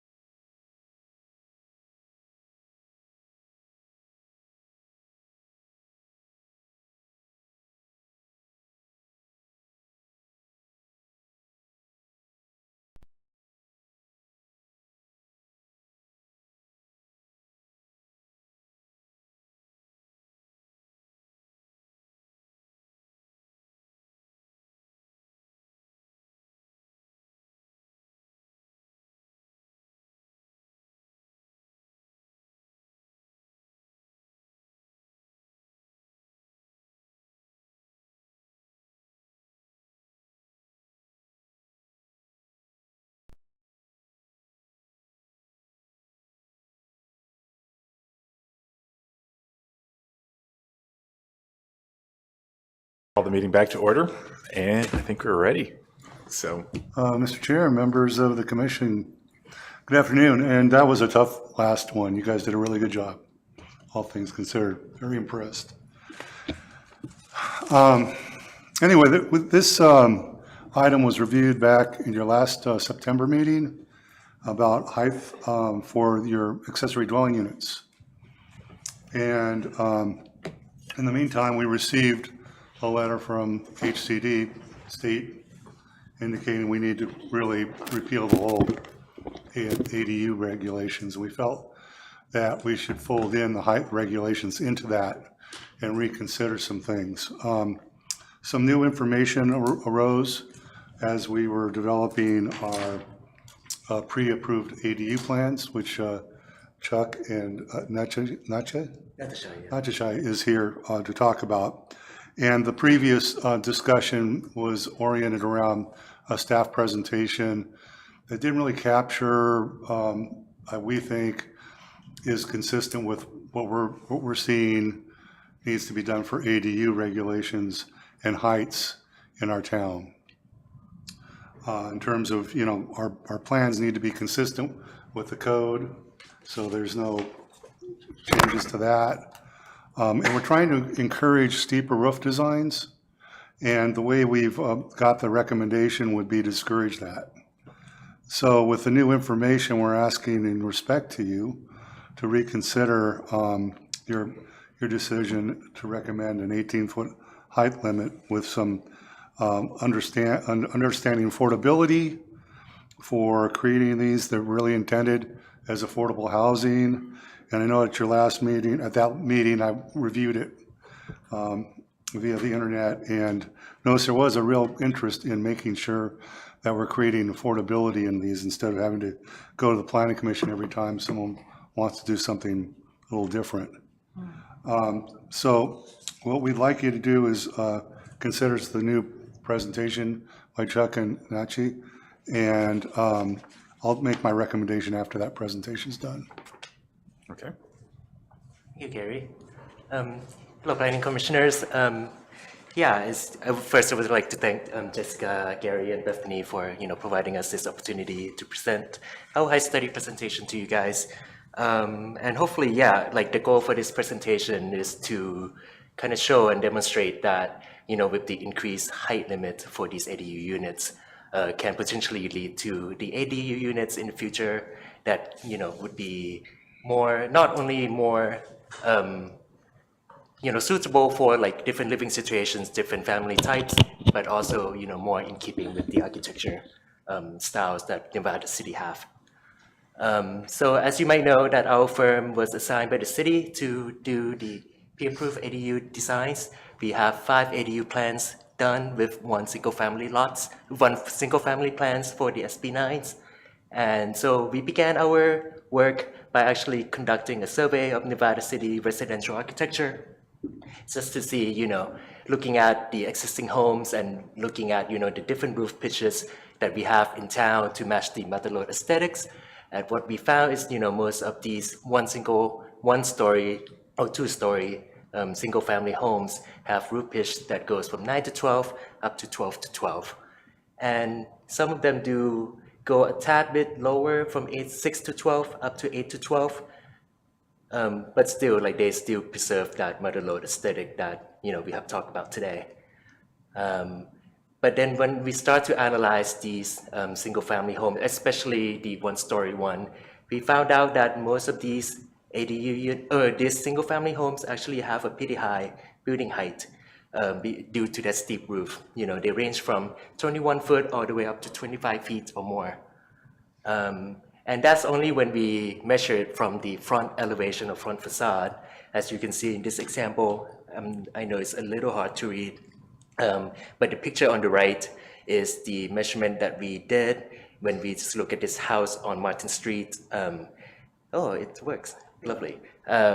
The measure height from the front elevation measure as 21 feet, 6 inches. But then we added, when these houses are situated on steeper site or like a slope site, the way that Nevada City measures the total calculated building height is the average grade of the building footprint up to the top of the roof.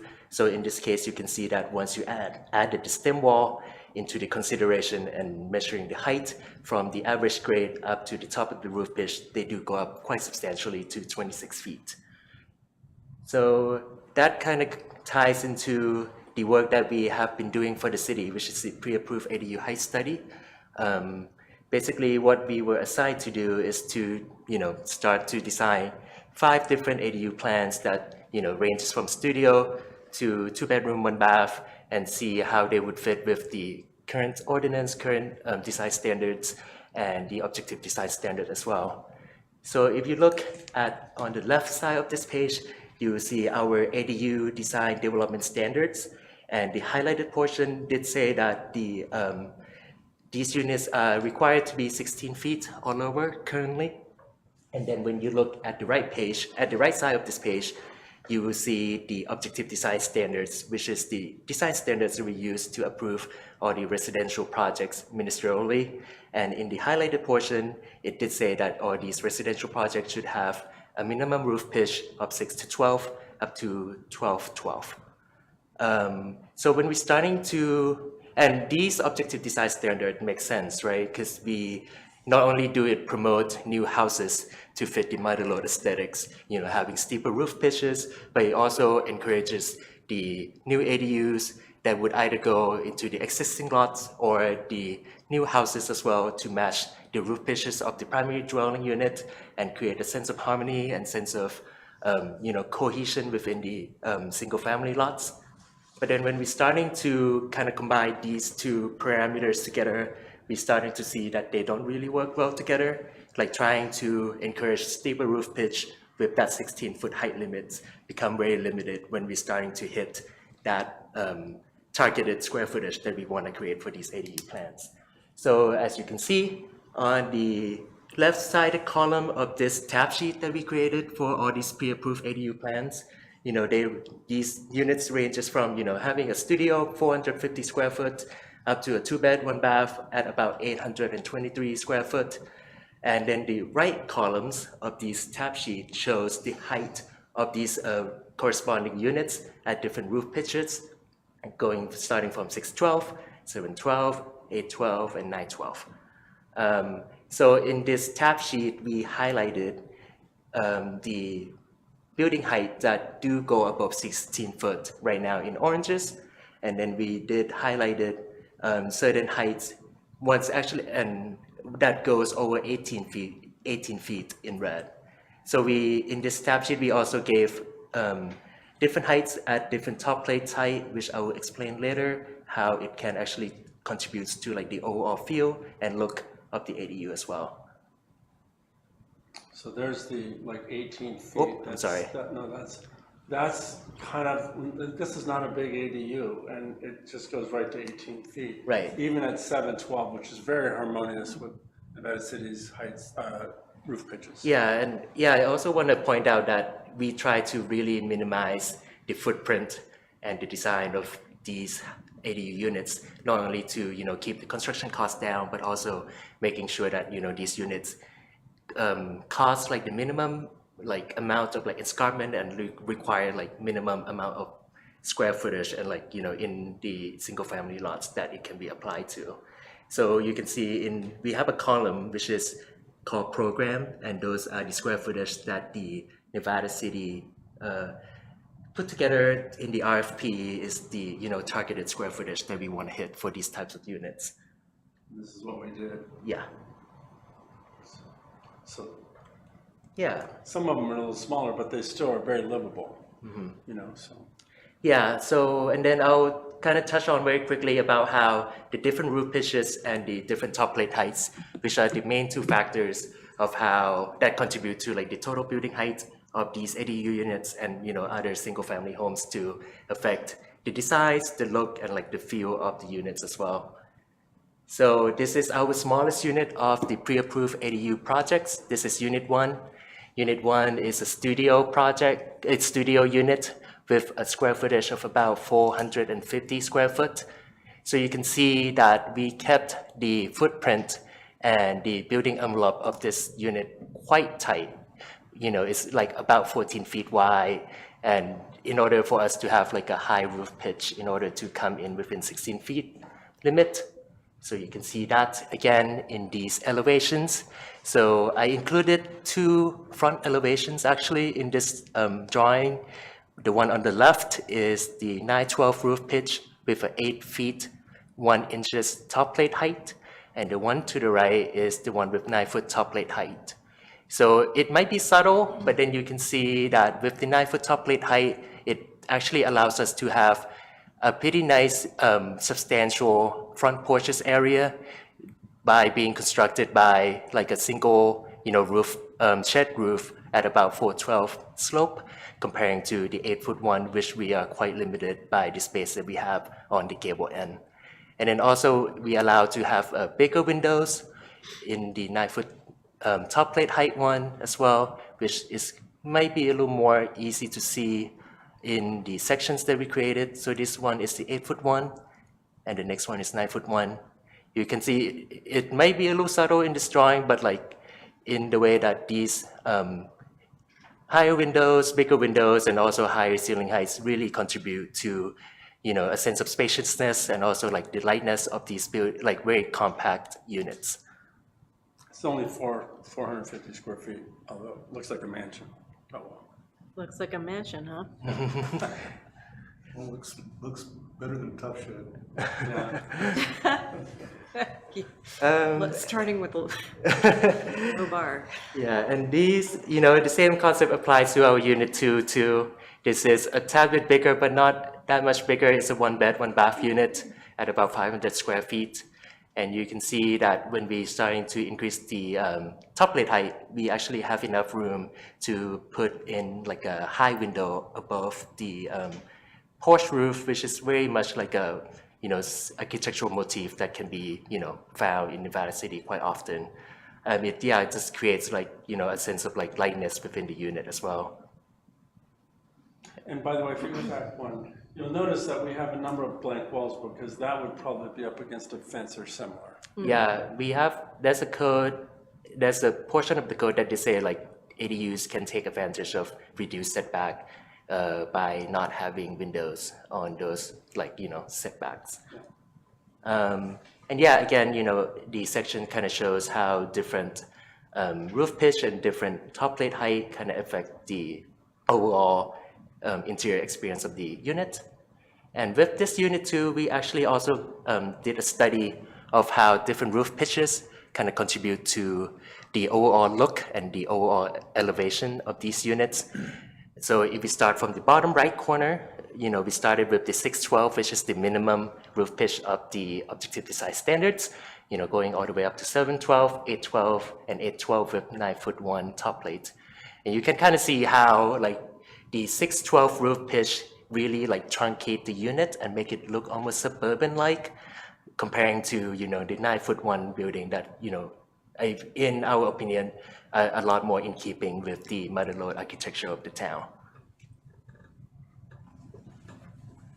And then so we kind of discussed about the top plate height and the roof pitches, and now I want to show you how we try to overcome the 16 feet height limit previously by looking at, so you can see like these unit 2, if we're starting to go, on top of 612, starting to become 712, 812, like the highlighted numbers are the numbers that actually go over 16 foot height limit already, even though this footprint is like super compact and like the unit square footage is like not that big at all. It's at like 500 square feet.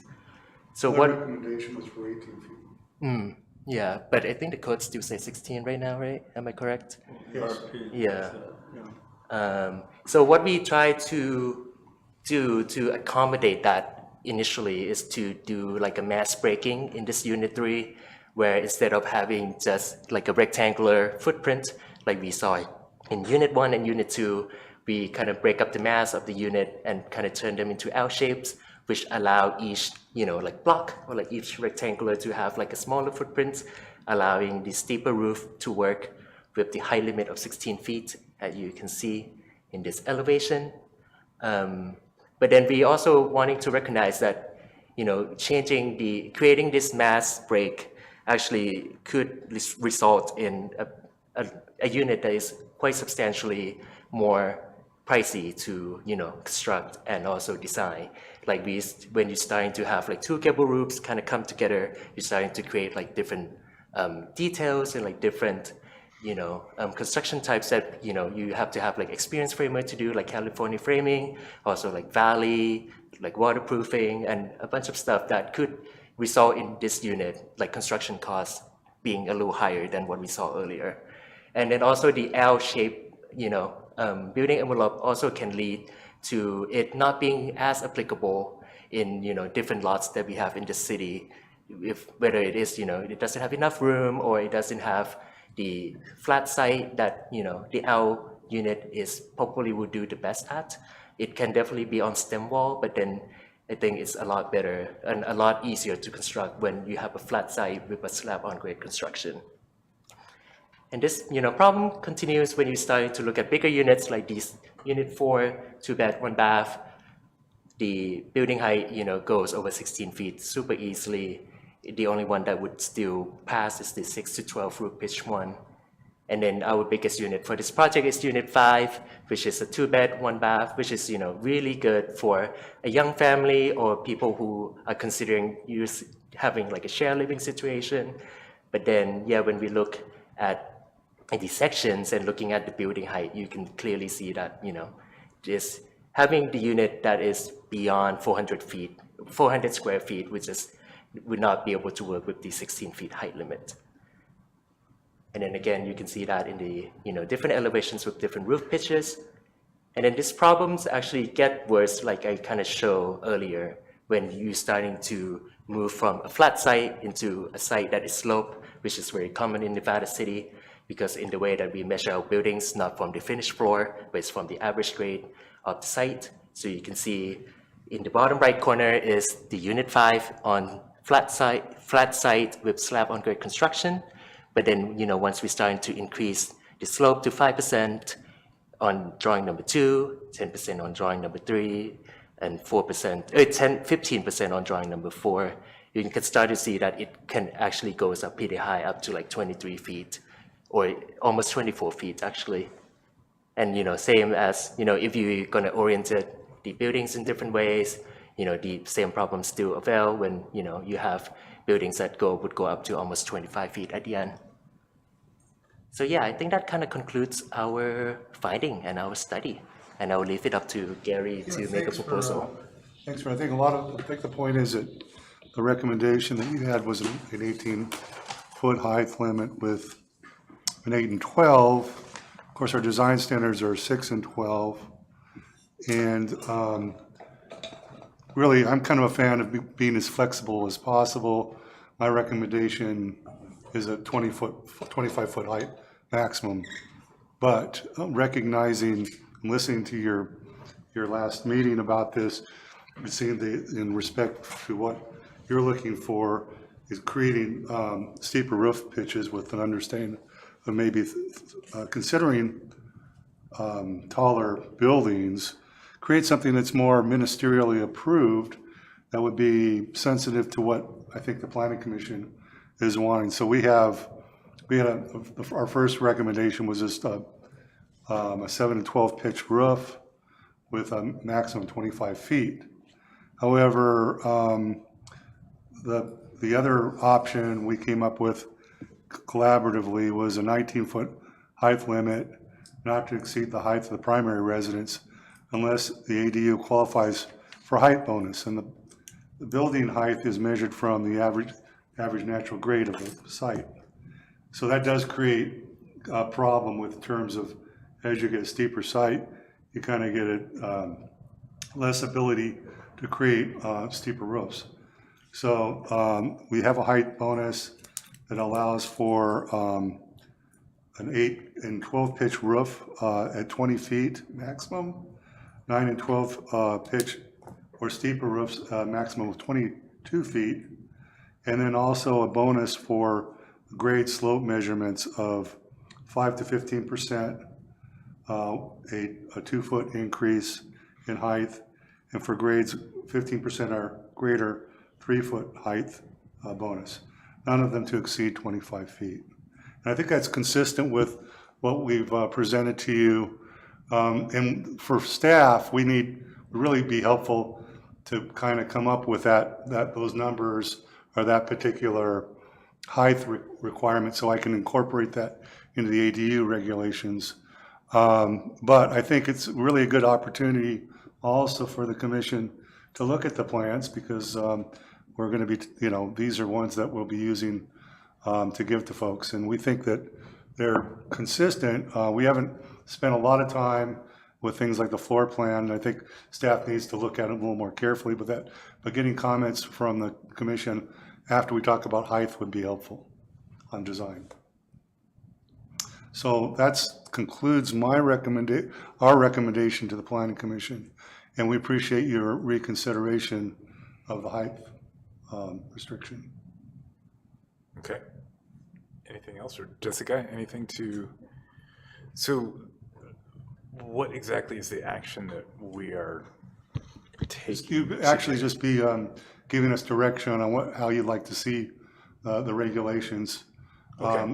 We will bring back a full package of repealed ADU regulations consistent with the current state regulations. And then that'll include the height and everything else. So hopefully it'll be smooth going, getting it done perhaps in January, take it to the city council in February, March for adoption. Okay.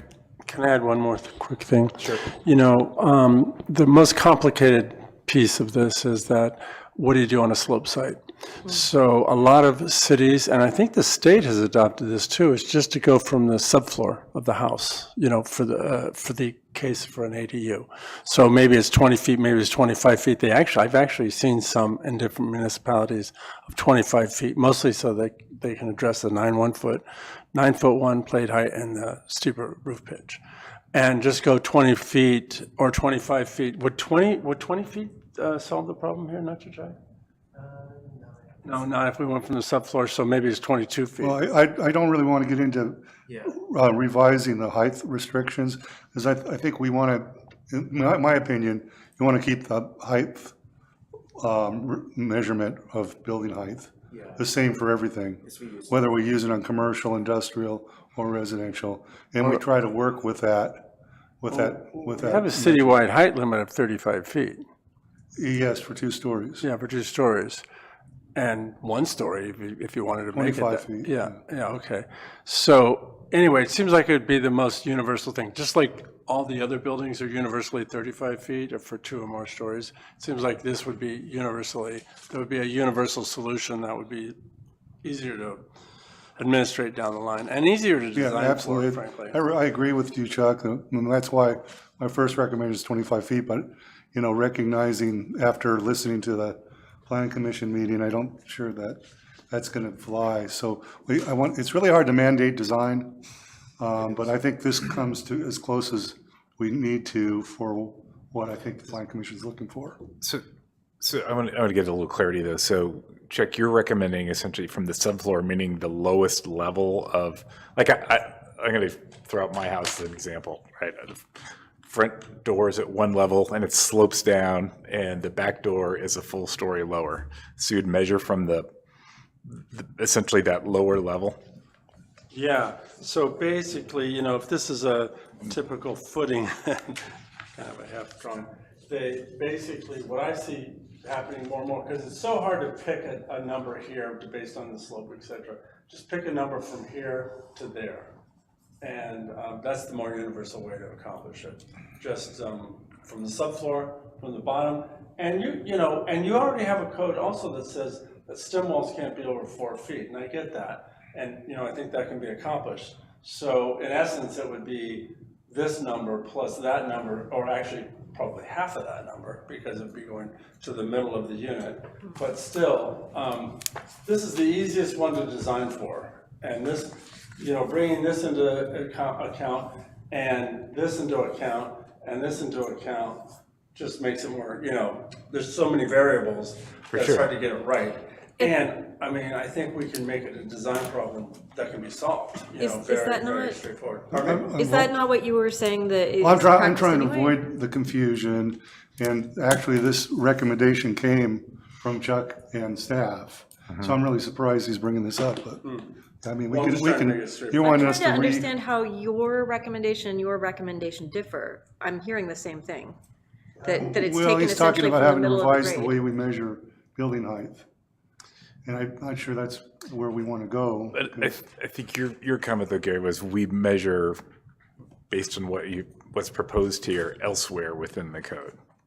Is We that measure correct? by average natural grade of where the building Average natural is grade. on. Yeah. Which is a very common, Yeah, okay. particularly in hillside communities, when you're going to be looking at hillside preservation regulations. Yeah. Things you want to stem from, you don't want to change this from your finished floor up. Yeah. I think Chuck's talking about trying to rethink the whole way we measure. Well, actually, I'm building sorry height. if it looks that way. I thought we were looking for a straightforward solution. Yeah, well, I think 25 feet does it.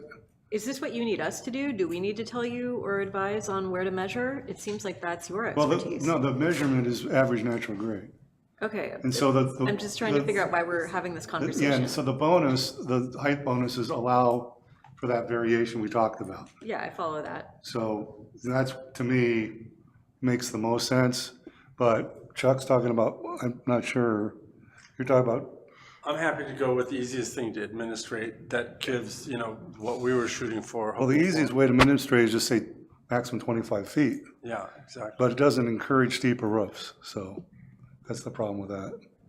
So with the bonus, you kind of encourage a higher building with steeper roof pitches, and that gets to what I think we were talking about, trying to encourage a lot less of a suburban look, right?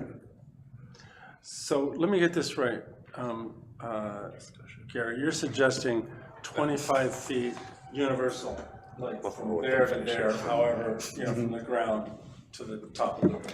That's what I thought we concluded. And that's fine too, by the way. If we went with that, that would be absolutely fine. They can talk about this. Guys, is this something that you need us to weigh in on?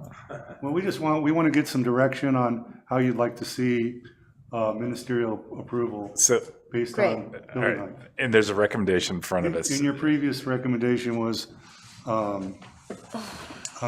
maximum of 18 feet with a roof pitch of 8 and 12. And we're recommending a maximum of 19 feet with a roof pitch of 7 and 12, which is consistent with our objective design guidelines. And provide for some bonuses, height bonuses, based on topography and based on roof pitch. So, listening to a fairly significant discussion by the commission on the 18th, I think that captures that. But, our first recommendation is a 25-foot Right. height limit, period. Right. But I don't get the sense the plan commission is going to buy into that. I would love it if we could start talking about it on our side. That's what I'm trying to encourage that. All right. So I think you guys are done? I think so, Think yes. so? Okay. Yeah. And there's no public to comment anymore, so. Bethany? Yeah. Bethany's been a critical part of this whole thing. Yeah. Um, Height study really helps to visualize.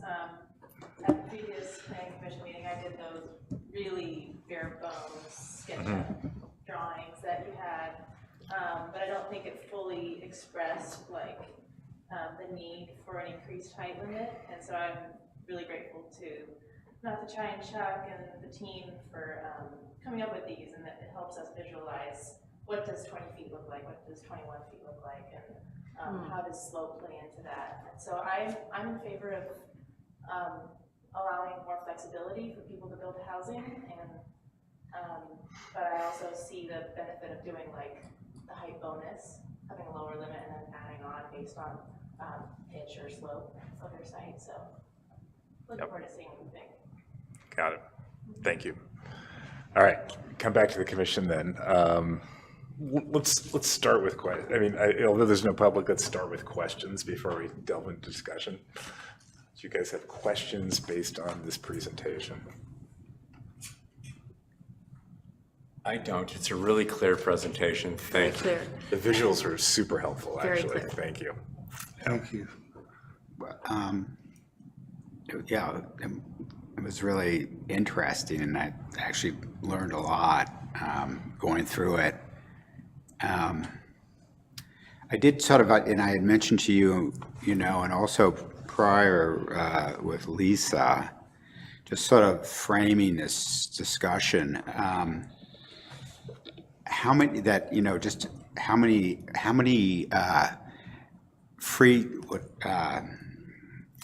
separate ADUs are we talking about that have been built in Nevada City in the last year?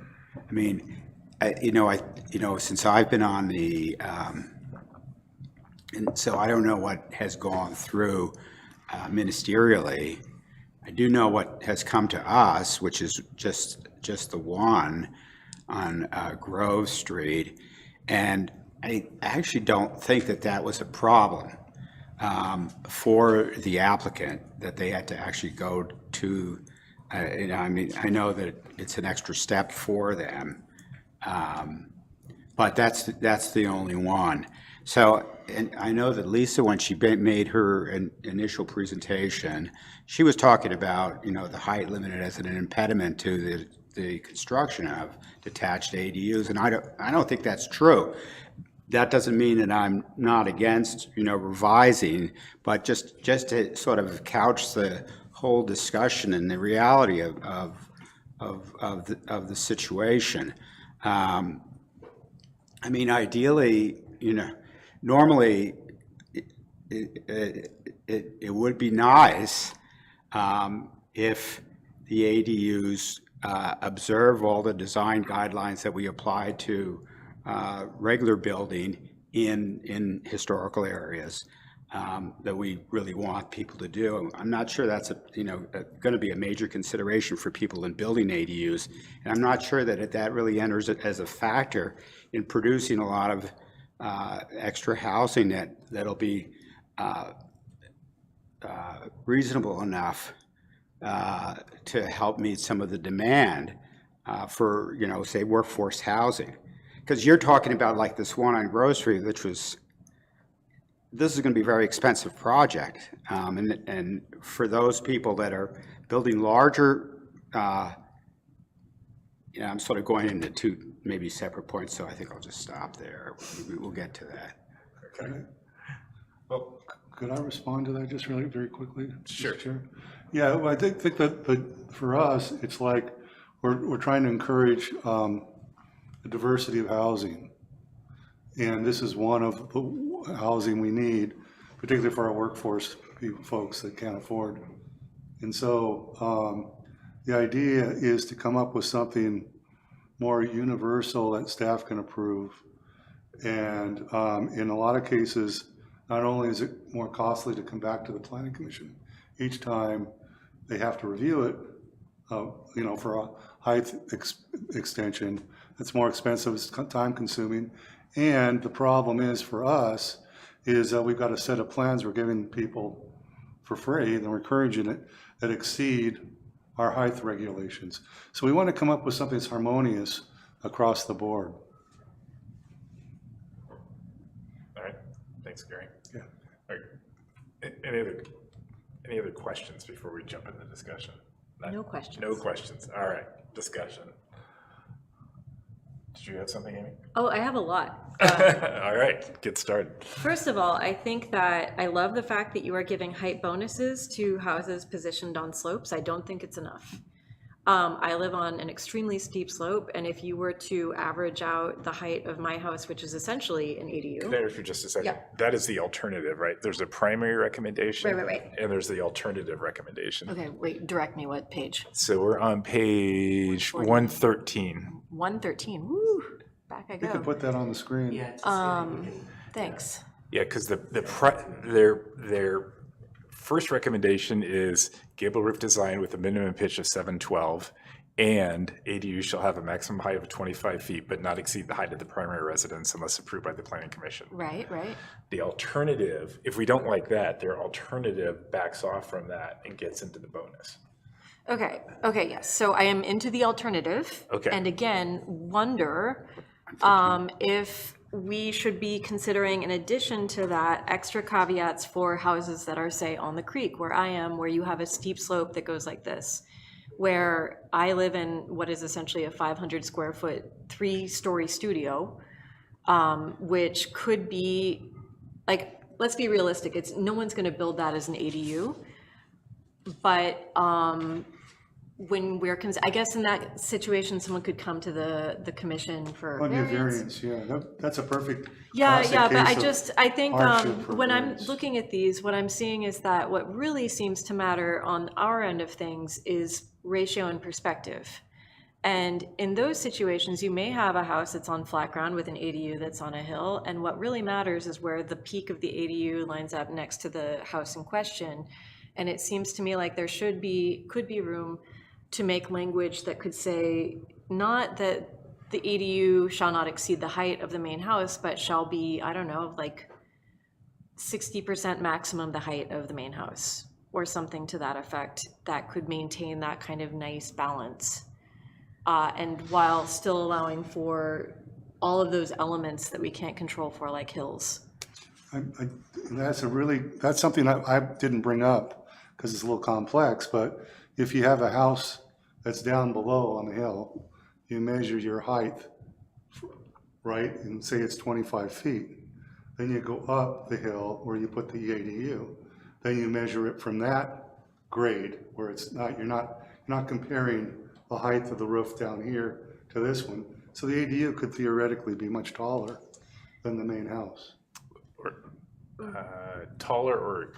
I mean, taller in from totality. from a visual standpoint. The absolute height of the Yeah. peak of the roof Yeah. of the ADU is higher than the absolute height of the peak of the And roof of the main also, house. we Yes. going to do like the way that we do measure our building height.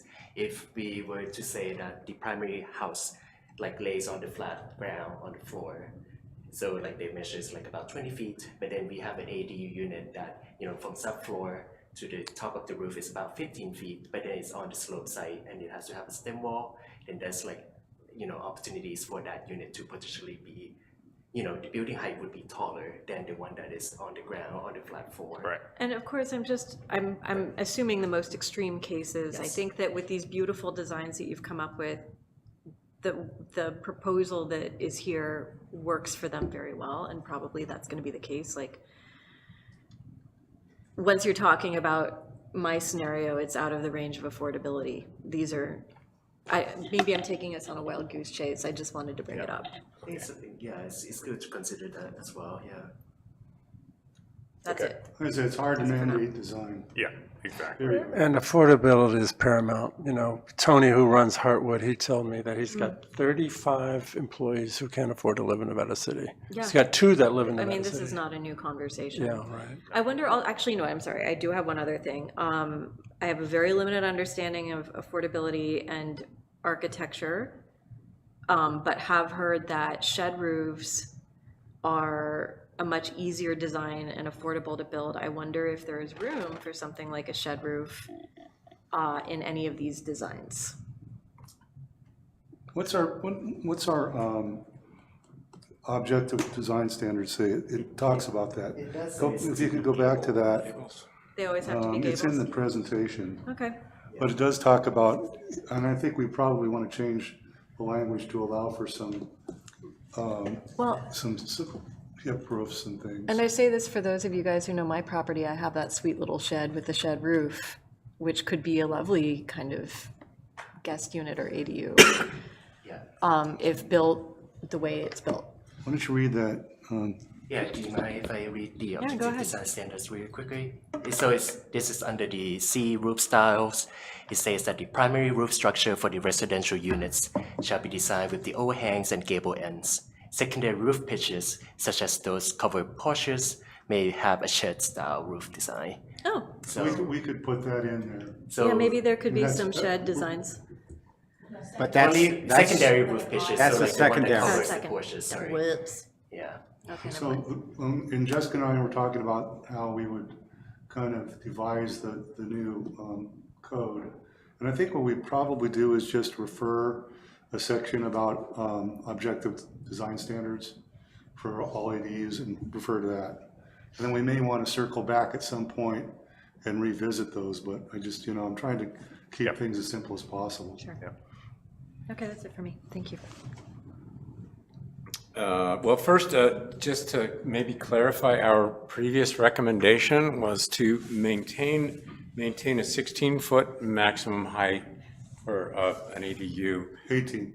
16, and then allow for the additional height up to 18 to be used to accomplish an 8 and 12 pitch. That was our recommendation. Well, I'm just reading what the minutes said. And the recommendation, according to the minutes, was restrict single-level ADU heights to no more than 18 feet, and a requirement that the roof incorporate a pitch of 8 and 12 or greater, not to exceed the height of the primary residence unless approved by the planning commission or constructed over a garage. Something got lost in translation. So, yeah. That's Listen to incorrect. it. Oh, You guys approved Russ. the minutes, right? Goes to the machine. Commissioner Nye properly recited the commission's action. It's 6 and 12. If you want to go to an 8 and 12 pitch, you get 2 additional feet, up to 18. Is that? It's Russ. That's the That, city attorney. but fundamentally, it doesn't change a single thing in this conversation. Yeah. Okay, well then that's, I'm just We've taking. got a situation here where the state requires us to have some pre-approved plans provided by the city. We're trying to get those pre-approved plans with a set of rules that there can be ministerial approval. As they worked on and we're trying to maintain our mother lode architecture. As they worked on the pre-approved plans, they discovered that a nice, comfortable space, when combined with the steeper roof pitch that we desire to fit into the community for mother lode architecture, conflict. So we're trying to find a resolution for that conflict. And hence you've got the, height bonus option, which is intriguing and worth your time, I think, my opinion. Thank you. I'll shut up there. Thanks, Russ. Thank you, Russell. I understood that, but thank you. And I just wanted to clarify what our motion was, which I just want to start with that clarification of what I perceive as fact. I just took it right out of the minutes, so that were approved, so I'm sorry. Okay, no, I'm sure I wasn't at the meeting. I'm sure it wasn't some thing, a plot or anything. Really, it seems like these preliminary designs incorporate all of our objective design standards. They're really, really great, cool, and the original presentation was very helpful, and this goes a little bit further too. Let's see.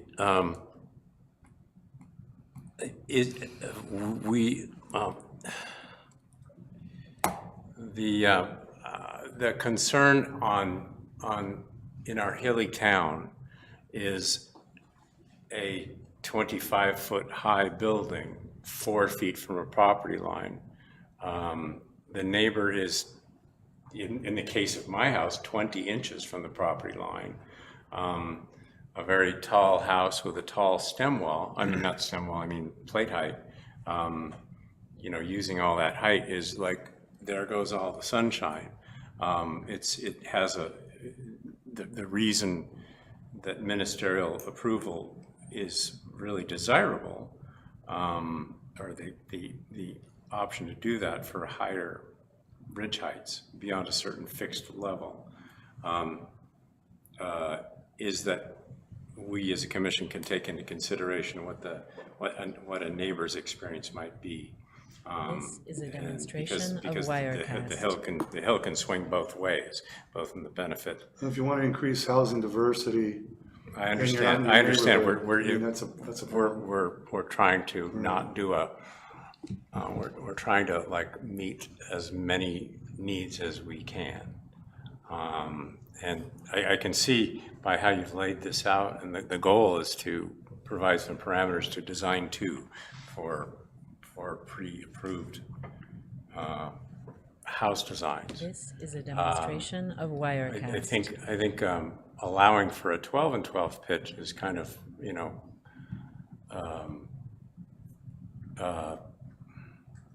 let's see. It's like, it's maybe asking for a pony a little bit. Let's see. At the expense of neighborhoods, for the goal of This is a really demonstration attractive of building. Wirecast. So some midpoint, like 8 and 12, really sells it, really tells the story better than 6.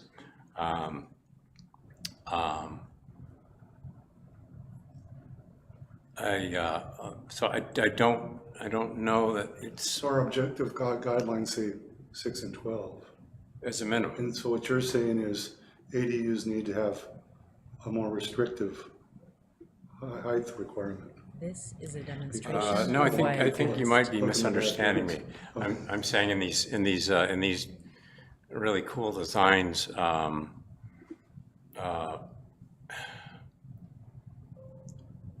8 and 12 pitch is attractive and helps to.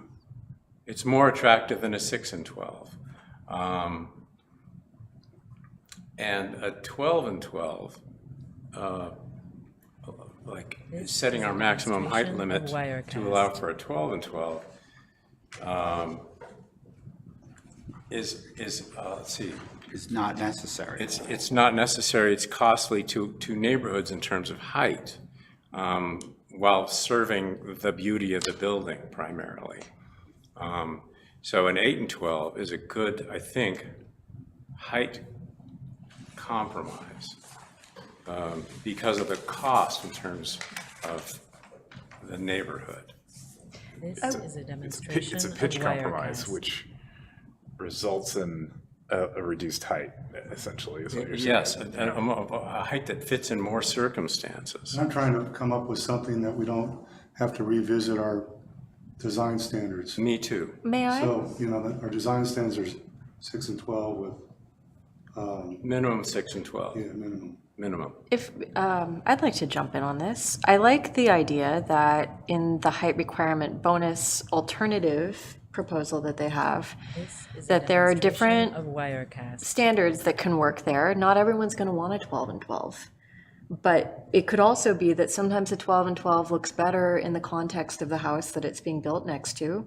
So perhaps we could lay in there something additionally that says that the roof pitch shall not exceed that of its master house or the houses around it. So that if the house that it's attached to is an 8 and 12, it can't be a 12 and 12. It has to be 8 and 12 or less.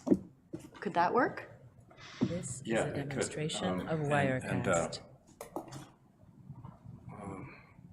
I lost my thread, but yes. It could.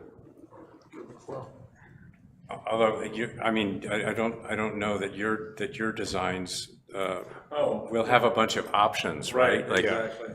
Yeah, it's. Well, it wouldn't. because that increases cost. Yeah, right. And what I'm seeing, based on the chart that's in there, right, I gotta go back to that page. It has, This each is of a those demonstration options. of Wirecast. There was the highest, the steepest pitch was 9 and 12, and at least in that grid that you made. Yeah. I'm afraid I need to zip out of here. I'm sorry, So guys. the 9 and 12 is what we said, anything more than 9 and 12.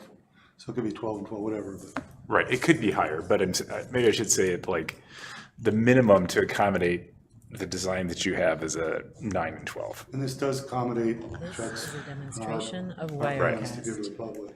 I just want to advocate that I like the one that offers options. The option that has options? Option that offers options? Option that has options. I like options. Though we're not approving these. I know, these but as designs far as today. recommendations go, I think that that's the path that I would encourage. And I have to run, I'm sorry, everyone. And I understand, sorry, that we are setting a framework to design within. Amy, Yeah, when you we're were talking, doing. 6 and 12, when you were What I'm talking simply doing earlier. is putting You in said 12 the and 12.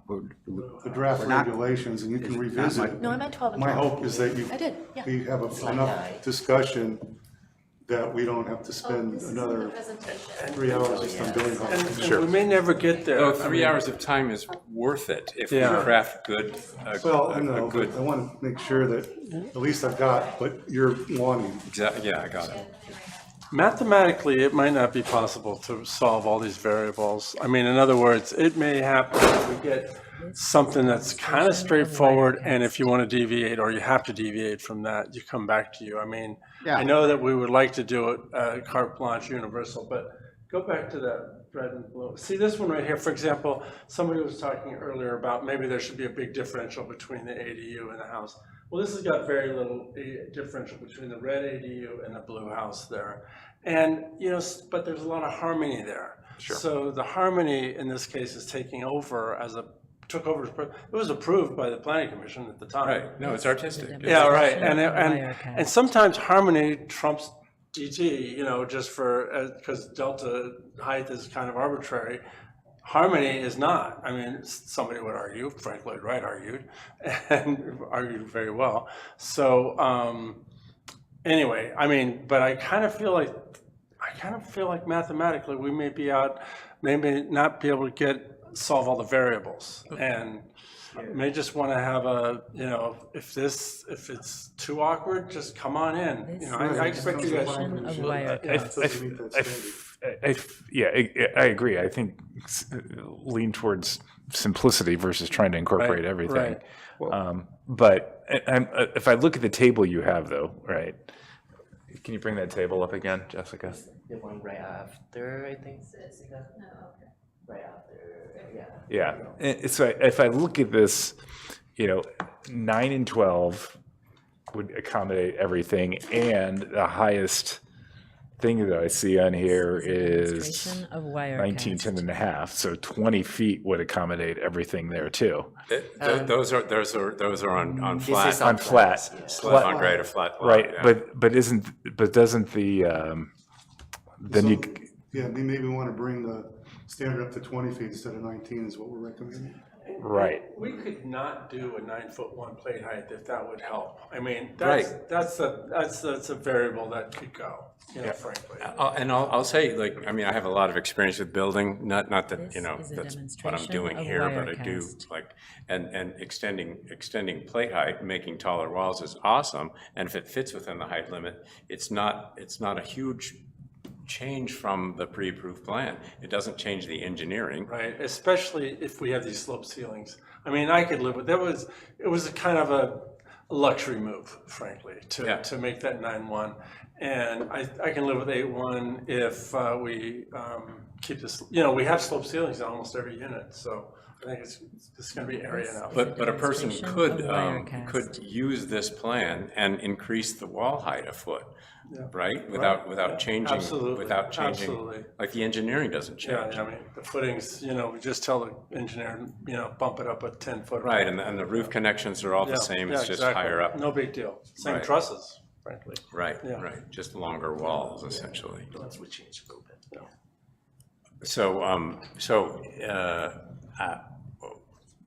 So we could aim for a pitch of 8 and 12. This is a That'd be demonstration great. of That would be, Wirecast. by itself would be Or great. between 6 and 8, Well, or, I mean, we're saying if we just leave it as a recommendation, which is a minimum of 7 and 12, that allows for anything greater, right? Right. although it doesn't allow for a minimum of 6, unless we're. That is true. It does not allow for less. That's the definition of minimum. smarty pants you're wearing. You know, there's only one or two house plans that we're using that feels right at 6. I'll just say that, you know. for what it's worth. Those feel okay at 6. Yeah, those feel okay. Yeah. So put that in your code. Okay, Mine's, if it my feels house okay- is, my house is 5.5 and I love it, but Right like on. if it was like. Yeah, I feel more- like with the 6 and 12, I think we are talking about the objective design standards, which not only apply to ADU, but to like the primary dwelling unit as well. Correct. And I feel like 6 and 12 with like a bigger footprint, like a bigger, Right. you know, single family homes, I think makes perfect sense. I don't think it looks ugly at all. I think it looks very mother loaded. I wouldn't want to change the minimum from 6. It may not be like a Agreed. super necessary move per se, yeah. Well, and you gave, in your presentation, you gave multiple examples of 6, right? So, Yeah. But then those are, not the ADUs, they are like single family. Correct. Put 6 and 12, see what it looks like. yeah. Does it really look that bad? No, no, that's what we're saying. It It's just doesn't. the 8 ones are prettier is all. Oh, yeah, but I mean, Yes. But I mean, if we were But to the go- cost is, Sorry. that's all right. You go ahead. Oh, I was gonna say, if we were gonna go extreme in the direction of, let's make sure it fits in the Nevada This is a City. I demonstration don't think of we would do Wirecast. these 4 and 12s, or 5, or this is probably 5 and 12. But, is that 6 and 12? My view, the best mother load, house in Nevada City, I think it's on the next slide. And because it's kind of quintessential, no, the next one. No, one before, sorry. Oh, is the one before? Okay, one back up. This one, if you guys know this, on Alexander and East Broad. It sort of says, I mean, you know, especially with that second edition, it says Demonstration mother of load all over it. Wirecast. sorry, which I can't tell which one you're pointing. This one, oh, I'm sorry. Third one from the Asymmetric, left. That one, got it. And, but that's not really doable in a. That looks like my house. I mean, sure, they could do a It's not. later, I suppose. But you can see all these 12 and 12s they just feel like they're here. We're there now. Even this one's 12 and 12 with that shed being probably 7 or 8 and 12. But, you know, again, I don't want to be too subjective about it. Like, you know, take a look at your smallest unit, which is, I think it's 6 and 12, is It's it not? 9/12 actually. Is it 9 and 12? Yeah. This one, Do you which you have- can do because we have such a small footprint. Do you have one that says a 6 and 12? We didn't do it for this one because it was so small. But like if you go to unit 2, we do have 612 and Let's take a look at that one. they do look pretty truncated, I would say. The next one after this, or another one. Oh, yeah.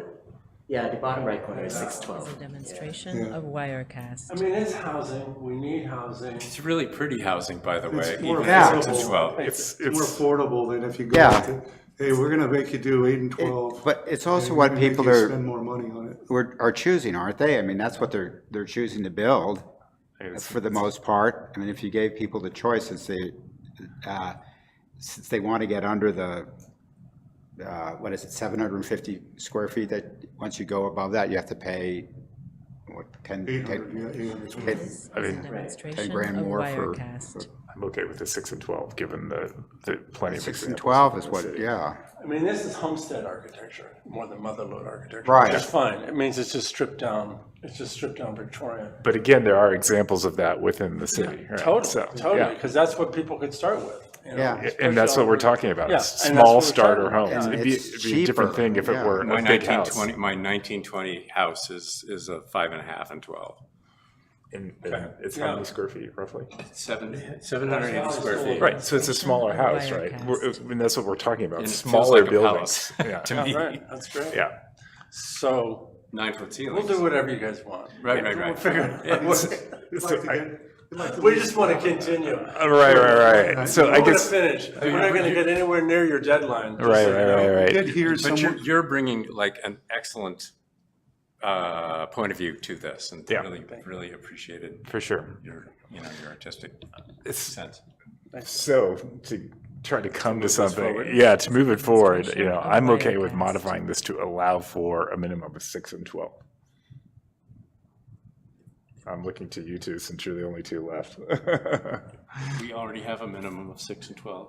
No, but the proposal is for a minimum of 7 and 12 on page 113. Yes. Yes. If I don't pick up my daughter at the airport No, very soon. it can't be that. Oh, dear. Sorry, what was that? You can't do that. Demonstration of wire. If you're citywide at 6 and 12, you can't impose a tougher standard on ADUs. That's the minimum. It's a minimum. That's what, we're being consistent with that.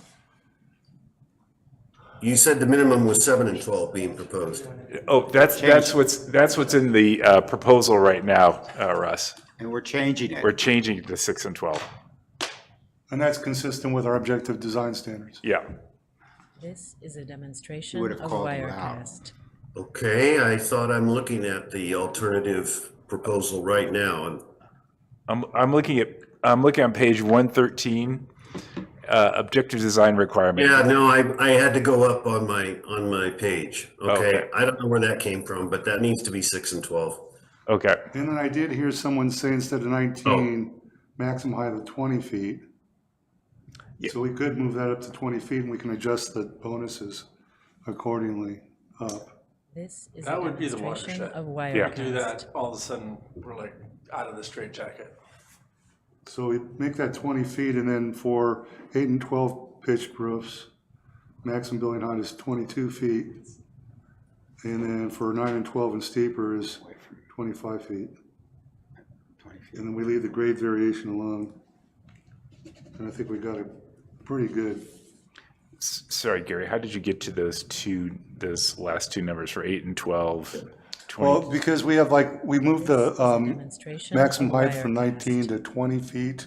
Which is 1 foot. And Right. so I guess I'm not seeing why And the then- other one's and then doing. for, if you get a roof pitch of steeper, like 8 and 12, then you could get a building height of up to 22 feet. And for 9 and 12, a building height of up to 25 feet. Or we can change that, I just, Sorry, I'm just not seeing why 1 foot, changing the 19 to 20 doesn't make 20 go to 21 and 22 go to 23. I'm just not following the math that you did. Demonstration of Wirecast. That was based on the slope side, I think. No. No, it oh, was based on. flat slide. This No, is it's flat based now, yeah. We have another bonus for slopes. Okay, so it was based on the 9-1 ceiling. No. Sure. You got this, Rob. We can change that. I do, I'm not sure I do. I'm Yeah, still trying to figure it out. Let's see, actually. We could add 7 and 12 into that. Yeah, I This mean, is yeah, a 8 to demonstration 12 of Wirecast. with the building height at 21 feet, I don't think will be a big problem on a flat site. And then, yeah, if we do go, Like if we did 7 and 12, oh yeah, right. we have to put 'cause I that think- in, we could go up to like 21 feet? Because, yeah, I think, But we're commission- allowing as low as 6 and 12 now, yeah, right? so with the original proposal with the 19 feet, that was when we account for the 7 and 12 as the minimum. So I think that's why This Gary is a bumped it up.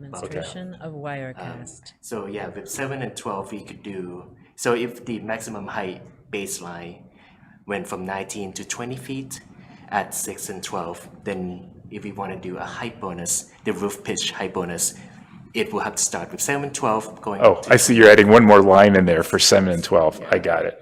yeah. And then 8 to 12 would be 22. And then for 9 and 12, it would be, yeah, either 23 or more. 25 feet or so. This is a demonstration of Whatever. Yeah, Wirecast. 9 and 12 could be 24 feet or something like that. At least from my perspective, our goal is to limit maximum height to minimize impact to neighbors, while also providing enough room to have some This is a demonstration nice of designs Wirecast.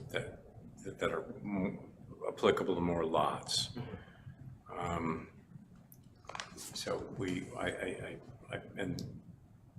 So I believe keeping it as low as possible while also being attractive is our goal. not to allow the maximum amount of design freedom to design to the parameters. Is a demonstration of Wirecast. Yeah, I guess what I was looking to do was accommodate essentially all of the things on that chart, you know, within the things that we specify here, and including the slope consideration, right? So I think that does that. Okay. I mean, you can't avoid someone building a ADU at 4 feet side yard setback. That's state mandated. Yeah. I know that Yep. we want No, to clearly, and we have to allow for that. We want And- to protect our neighbors, but Yes. in another way, No, the state's and- going to tell Not- us not but, we and. can't. Sorry.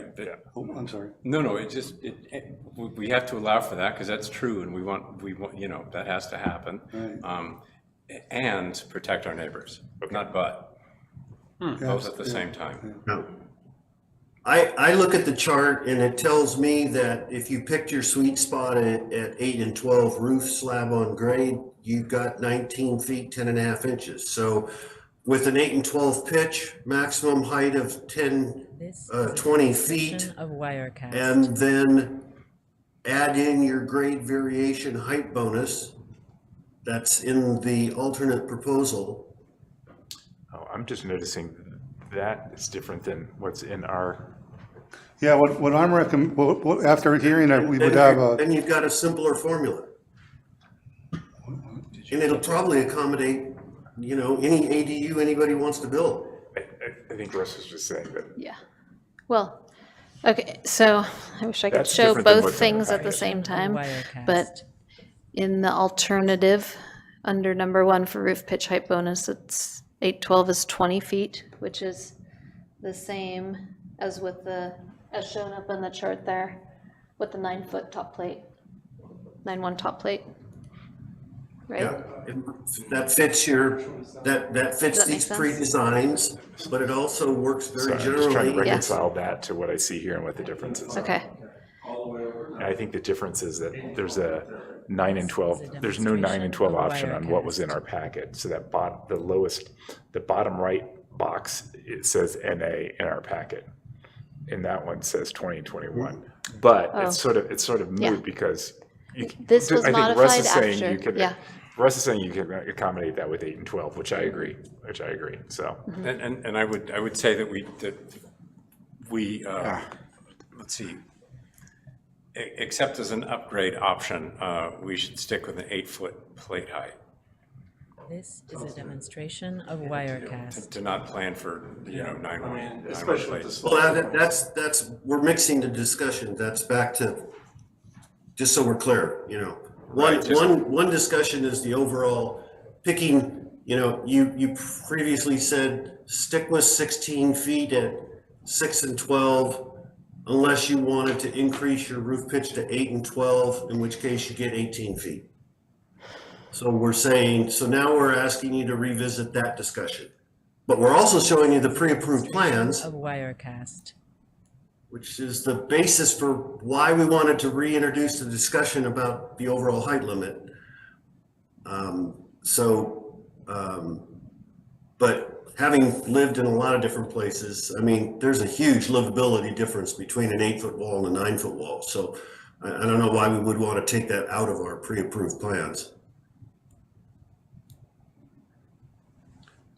Just my 2 cents on that. But I think all we're really trying to get to right now is the height. This is a demonstration of Wirecast. Would you be willing to go, if it's 8 and 12, you can go 20 feet? I guess that's kind of the proposal on the table, instead of To 20 feet. 18 feet. Yeah. Did you say 20? I thought you said 20. He said 20. 20. Well, what about 7 and 12? If the minimum pitch is 6 and 12, you need one for 7 and 12, one for 8 and 12, one for 9 and 12 and beyond, right? No, No? Okay. I mean, you can. I'm not getting Demonstration it. of Wirecast.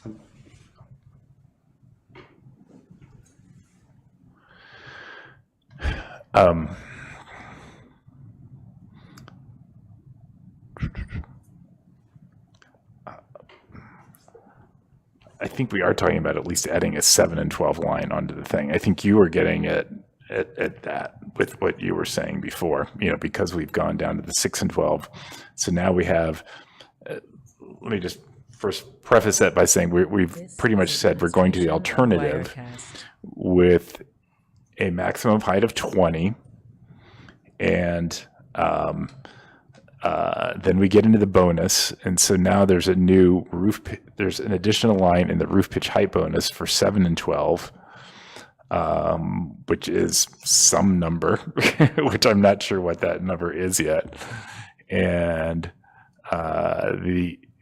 again, if we've added 1 foot to the other one, I think we're saying the 8 and 12 now goes to 21, the 9 and 12 now goes to 23. So the 7 and 12 is 19 or something, right?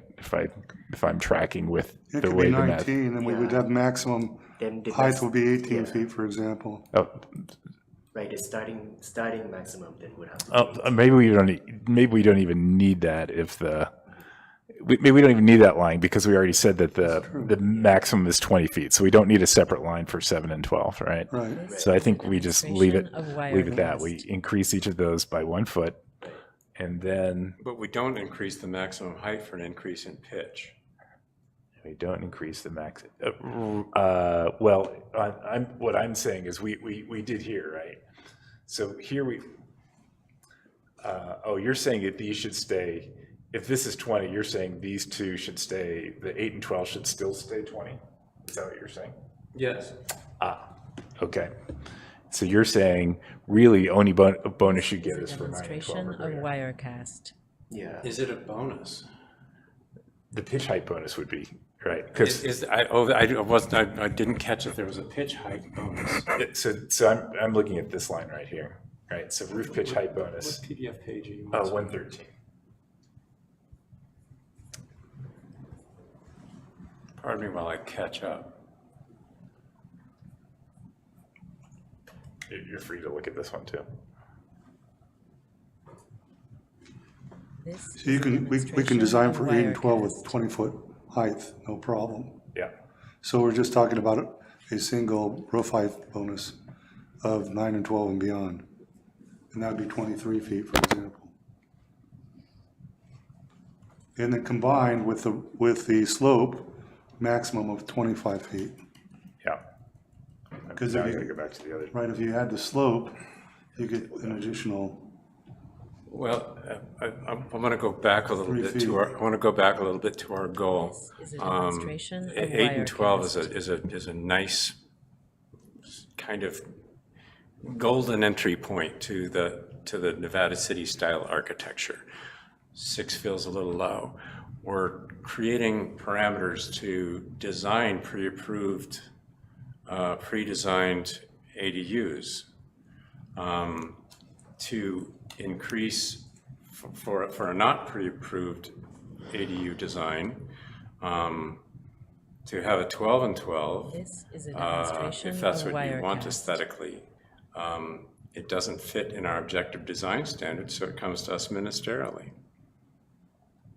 Because what our goal here today, as I understand it, is to create parameters that allow for a set of ADUs to be designed that are buildable, attractive, consistent with the design standards, and also protect neighborhood, like ADU roof heights. It's and to accommodate all of these pre-approved plans. Well, I mean, This is a aren't we demonstration also of Wirecast. creating a container for pre-approved plans? Yes. To design within. Right. And I think what we said was that we saw all these, we agreed that what we saw them presenting, their preliminary pre-approved plans looked good. They were compatible with Nevada City style, Leatherwood style. Yes. And so based on that, right, those come out to be the numbers that are on that chart or on this chart. This is a demonstration of Wirecast. Back to Went a back to chart. the chart. Yeah, it's the same chart that. It's up there. It's It's up there up too. there. Yep. And that. And do those charts show pitches? Yeah, they do. So the top, that heading is pitch.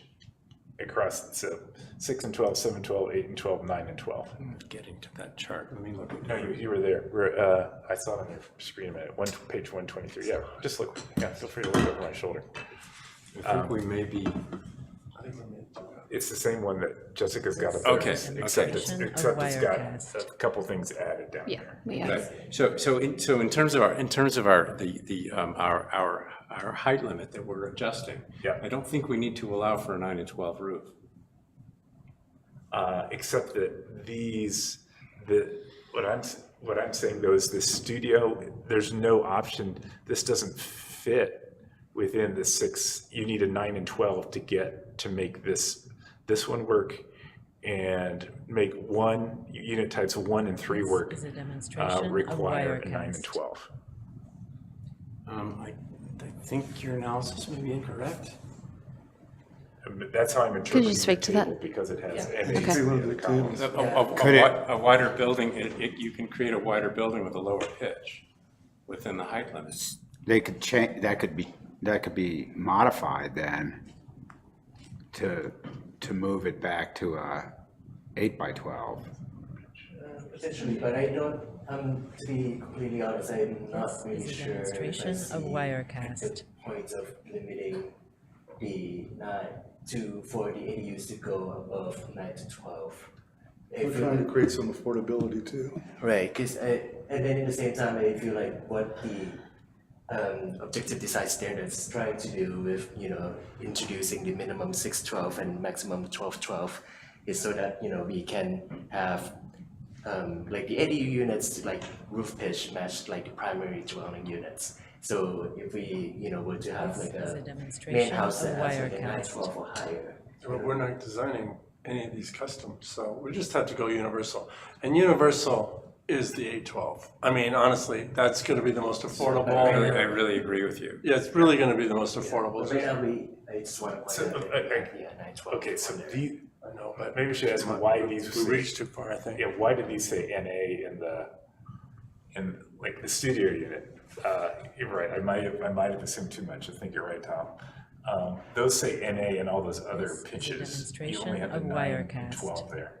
Why did you put the NA in the other columns there? Yeah, we basically, so when we first start to design that unit 1, we just trying to get, like the roof pitch that is as high as possible and like You were just trying to 912s. maximize the pitch. Yeah, but- You could have selected a lower Because pitch. we could, Yeah. Yeah, I was like, being, Yeah. I was and we just made it too complicated. Yeah, like in our judgment, like 912 looks, Got it. the best for that unit, for that, narrow footprint. Is a demonstration And maybe we of were thinking Wirecast. too, how specific of designs as opposed to Okay. being more universal. All right, Yeah. if we come back to this 8 and 12 being the Yeah. golden pitch. Golden ratio, we'll call it The that. golden pitch. And thanks for like really like being comprehensive in your approach and exploration. Yeah. And also your willingness to like stay with us on this. Yeah. Yeah, Can I circle back with Russ? And it may be my misunderstanding, but if our design standards are 6 and 12, Minimum. can we apply a steeper roof pitch to ADUs? Yes, We can. 6 and 12 is a minimum. 6 to 12 is the minimum. We don't have a maximum. All we're saying is we need to change, because in your Okay. proposal, it said 7 and 12 minimum, we're just saying Right. 6 and 12. We should have said 6 and 12. Okay, yeah. Yeah. So if you're giving a bonus on height for 8, 12, people can still build the minimum, but This is they're going to get a demonstration better of product if Wirecast. they move to 8 and 12. You're encouraging them to move to the steeper roof pitch That's because what you'll we're trying to get do. ultimately a better design. So I think you're achieving your goals. You're not violating your objective design standards, but you're encouraging the roof pitch that fits in better with the Nevada City style architecture. But I think we'll be okay if we just say 8 and 12, 8'1" pit, 8'1" This top is a plates. demonstration of And Wirecast. That shall be the pitch of your designs. I mean, if we want to talk about affordability, maybe the same contractor will come along and everything's going to get very straightforward, a little bit more straightforward. you know, if we keep it a little bit more universal than if we get. So I'm really confused, because I'm trying to create language for what you're saying. And so, Personally, I would just say 8 and 12, universal, period. No, no, Can it's I gotta stop you be, right there? 'Cause it's gotta be 6 and 12 is minimum. defined, like it's being, Wirecast. like the objective design standard is being used for. Doesn't have to be. No, though. for primary I houses. know, but it doesn't, this is a whole nother law. It doesn't have to be anywhere close to that requirement. Okay. This is a whole nother code. They're separate, they're Well, apples. I'm saying we want to allow, I think we want to allow the 6 and 12. Right, of course. Well, So I guess. Yeah, so what I'm saying is, so you can set the maximum height based on the 8 and 12, but allow the 6 and 12. Yes. Okay, I mean, I think it would be better if we just did them all 8 and 12 and Demonstration of then just then figure out that height. We talk about well, code. that becomes a problem for us, because then we have to go back in and adjust the objective design standards. No, Which say minimum, I don't think so. minimum ADUs pitch can is be 6 and separate. 12. ADUs can be over here and. Wait, houses can be over here. can I ask a question? Because it seems like we're conflating two things. I thought we were going to move to, we will give you an increase Is a demonstration of Wirecast. for an 8 and 12 pitch up to 20 feet. Yes, Did we land there? yes. Okay. And then are we going to use the grade variation? Height That's what I was bonus. saying before. I think we're good with the grade variations, right? So I did have, So that would be the new citywide rule. What? 6 and 12 is minimum. If you go to 8 and 12, This is a you're demonstration of 20-foot Wirecast. max. I want to And if get you're on a to, slope site, you get the grade variation height bonus. so I need to clarify something before settling on the 20 though. So all of these numbers in here, in this table, were based on slab on grade. We want to allow for that variation in elevation, right?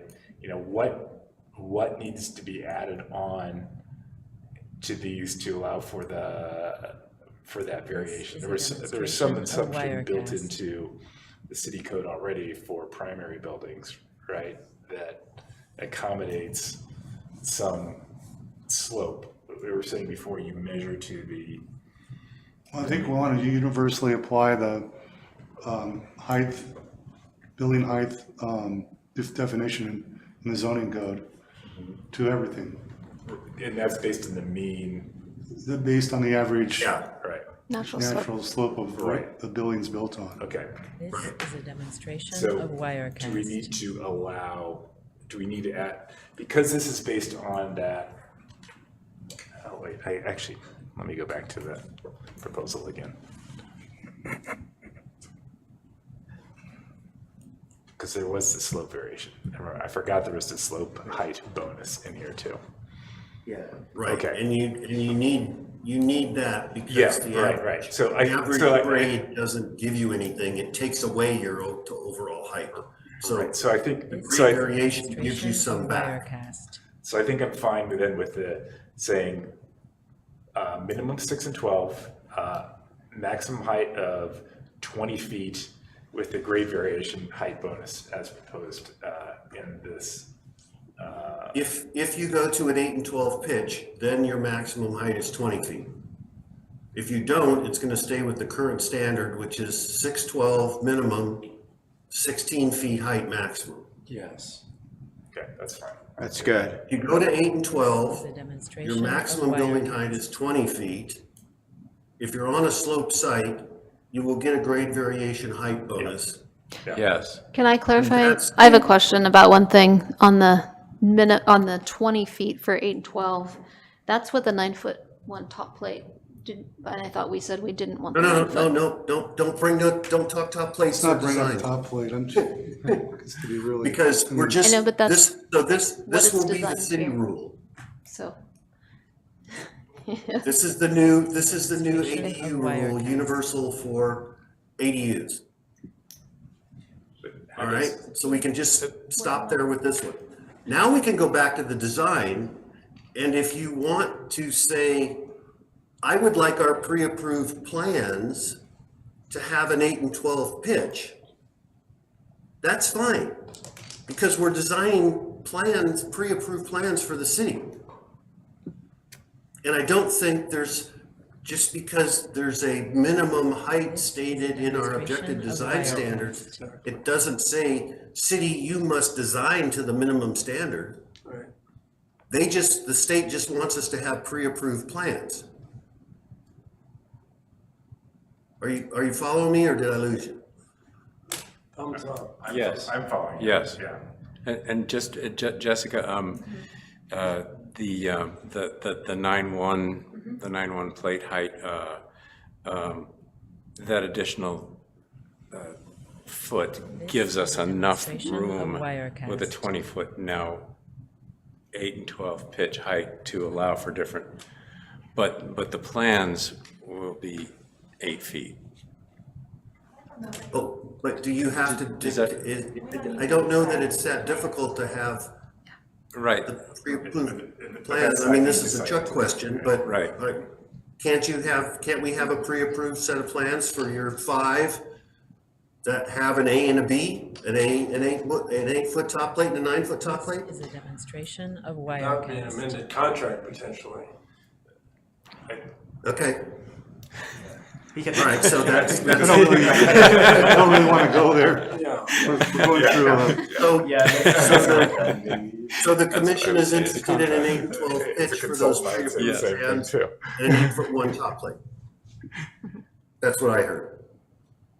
did anybody hear what he said? Could you say that again, Russell? We're sorry, we were making a lot of. really hard to hear So you. my understanding of where you want to go regarding comments on the pre-approved Demonstration of plans is Wirecast. that you like the look, you'd like them to have an 8 and 12 roof pitch, and you'd like to use, to keep the cost down, use the 8-foot 1 top plate, the lower wall.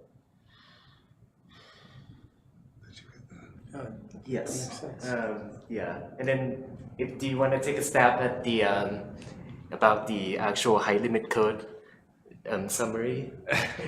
Well, I think I just did that. I think maybe Russ could just generate This is his a demonstration recommendation, of Wirecast. and I'll just put it in the code, the draft code, and we'll revisit it. Because it sounds like Russ understands the goal and. Yeah, I and- think he's got a pretty good grip on what Yeah, needs to be done. yeah.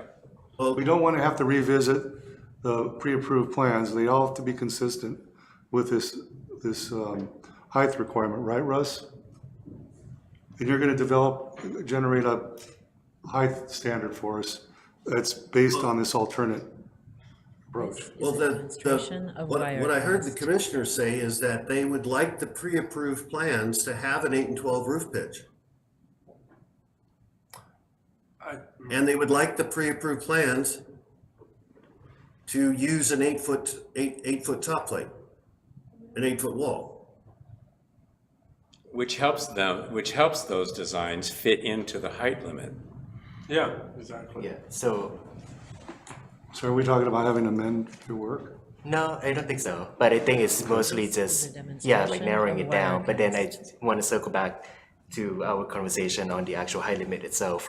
Yeah, Like, are I'm we, very confused at that. like, are we increasing the baseline maximum height to 20 feet from the current, which is 16 feet? If we move to an 8 and 12 roof pitch. Yeah. Right, which is what's in the proposal right now. right. I was answering his question. Yeah, it's in the, and I'm just adding, that's the alternative, has that. This Yeah, is a but I would- demonstration So the of maximum is Wirecast. 20 feet with an 8 and 12 pitch. Correct. And then we can get into a height bonus for something that exceeds, or 9 and 12 and beyond. If you look at page 113, and Sorry, we start with that roof pitch height bonus.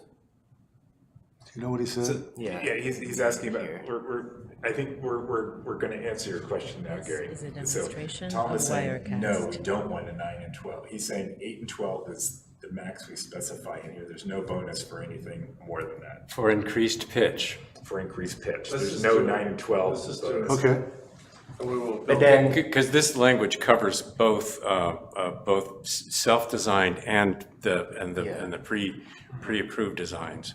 but then I would also like to highlight that there's a bunch of these designs at 6 and 12 that do go above 16 is a feet. demonstration So I of think there's a Wirecast. need right now to upgrade or Well, they can do as long as they don't exceed 20 feet, right? Yeah, we already changed it to 20. No, that's not what I don't think Commissioner Nye was saying, because you were saying that. The maximum for a 6 and 12 pitch is 16. If you go to Right, and- 18, you get more, you get And more. right now, I think that there is a need to increase that baseline for 6 and 12, because as you can see, like the 6 and 12 columns. Yeah. Yeah, like the oranges Is a colors, demonstration of Wirecast. oranges colored numbers are the one that goes above 16 feet right now. So it looks like it needs 17 for an 8-foot top plate. At least 17 or Yeah. 18. 18. Yeah. I think 18, I would say. 18 for 6 18 and if you 12. do a 9-foot top plate. But we're not considering that. Because Maybe I don't understand, so Well, let me try to. I'm about to ask a clarifying question. So that the goal from a design standpoint of a 6 and 12 roof is to get more square footage Right. in the space Yes. without increasing height. Right, and what we try to show here is like at our bigger units, Yeah. it's impossible to be under 16 feet. So I think just bump it up to 17. We're at 16.5, Here, 16.9. Can I ask a question about these? I thought we were doing 5 of pre-approved Wirecast. plans. That's right. Okay, but you're talking as if you're doing every one of those highlighted on the chart. How many is that? 1, 2, 3, 4, 5, 6, that's like, what, 12 plans? Well, we're just trying to land on I one. think they're just telling us what the impacts, they're not saying do each one of these, they're just saying if we pick these different roof pitches, this is the impact on height. But, This is a but I demonstration thought of what the Wirecast. commission settled on is they would like the plans that reflect the column with the 8 and 12 roof slab on grade. The studio gets the 9 and 12, but they don't get any height bonus and they don't need any height bonus. Yeah, so that lends itself to 19 feet. Right now, that lends itself to 19 feet. Russ, the thing we're pushing against here is the larger units that there's Demonstration of probably a need Wirecast. for, so we should consider, need to have a lower roof pitch to allow for the larger footprint. And That's not what, but Tom, that's not what I'm reading. He says with an 8 and 12 pitch and an 18-foot, 8 and 1 top plate and an 8 and 12 pitch, you top out at 18 feet 8 inches. Yeah, but what Tom is saying though is that for the larger ones, This is he's a demonstration of basically saying we Wirecast. want to deviate from the 8 and 12 because it's larger and reduce that pitch to 6 and 12 to keep the height down and to allow for a larger footprint at a lower height. at a lower height, and they're finding, from a design standpoint, it infeasible at the lower pitch. That's not what their chart says. If you go down to the unit type 5, which is the 2-bedroom, 1 bath at 900 Demonstration to of 1,000 square Wirecast. feet, you go over to the column that's 8 and 12 roof slab on grade, Right. an 8 foot 1 top plate, the building tops out at 18 feet 8 inches, which is below, and if you go to the 9-foot option, it's 19, 10 and a half. Yeah. And we just said that we're willing to recommend a change to a 20 feet maximum Yes. if you're using an 8 and 12 pitch. Yes. It depends on what we, it depends on what we Um, say. Demonstration of I think that's Wirecast. correct, Not Russ. just for the roof pitch height bonus though, which is Yeah. in there. I'm trying to figure out what is our maximum height, our base maximum height, and then do we have a roof pitch bonus on top of that? No. For the It's at 20 812, feet. that's 20 feet, Oh, okay, all right, I get what you're right? saying. So I think the maximum height, just going back to the 612, I mean, it could be just the 18 feet potentially for the base maximum height. Why would you need that? These numbers.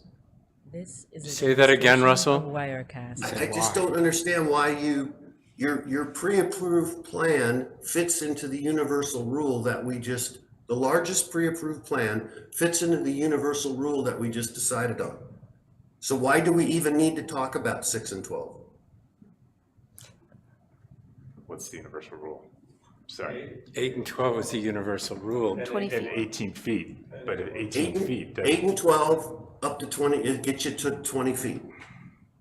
Yeah, so, This is a demonstration of Wirecast. Yeah, you have to go up to 20 feet. You're to me. getting the miscommunication. yes, right? I Yeah. So we could make like a chart that says 6 and 12, maximum 16 feet, 7 and 12, maximum 18 feet, 8 and 12, maximum 20 feet. No, why would we do this? yeah, so I think, Russ, You're what really I think, confusing me. I think what you are proposing, correct me if I'm wrong, is you want to create a maximum height of 20 feet without any roof pitch bonus. This is a demonstration of Wirecast. And No, And an 8 and what we 12 said is that Yeah. our baseline rule is 6 and 12 minimum pitch, 16-foot maximum height. Right, and I'm saying, That's the current rule, yes, still exists. The modification is if you will increase your pitch to 8 and 12, your new maximum building height is 20 feet. yes. Yeah, I So think if you're that, looking at this online on page 113, this height requirement bonus, you would leave in number 1, you would strike number 2, you would use number 3 and number 4. yeah, I think we understand that, What do you do with the 7 and 12 pitch? but then I think what's Nothing. happening, We don't want 7 and 12 pitch. We want to encourage people to either to go to 8 and 12 because that's the golden standard. This We is a we demonstration think of that Wirecast. that's a good compromise between not too high and still reflecting. So we don't have to talk about 7 and 12. It overcomplicates things. Now, when we apply the rule to your proposed designs, we see that the biggest design with a 19-foot one top plate, the roof height is going to be 1910 and 1/2 inches. So it's below the 20 feet. This is a demonstration So of they, Wirecast. all of your plans work under those rules.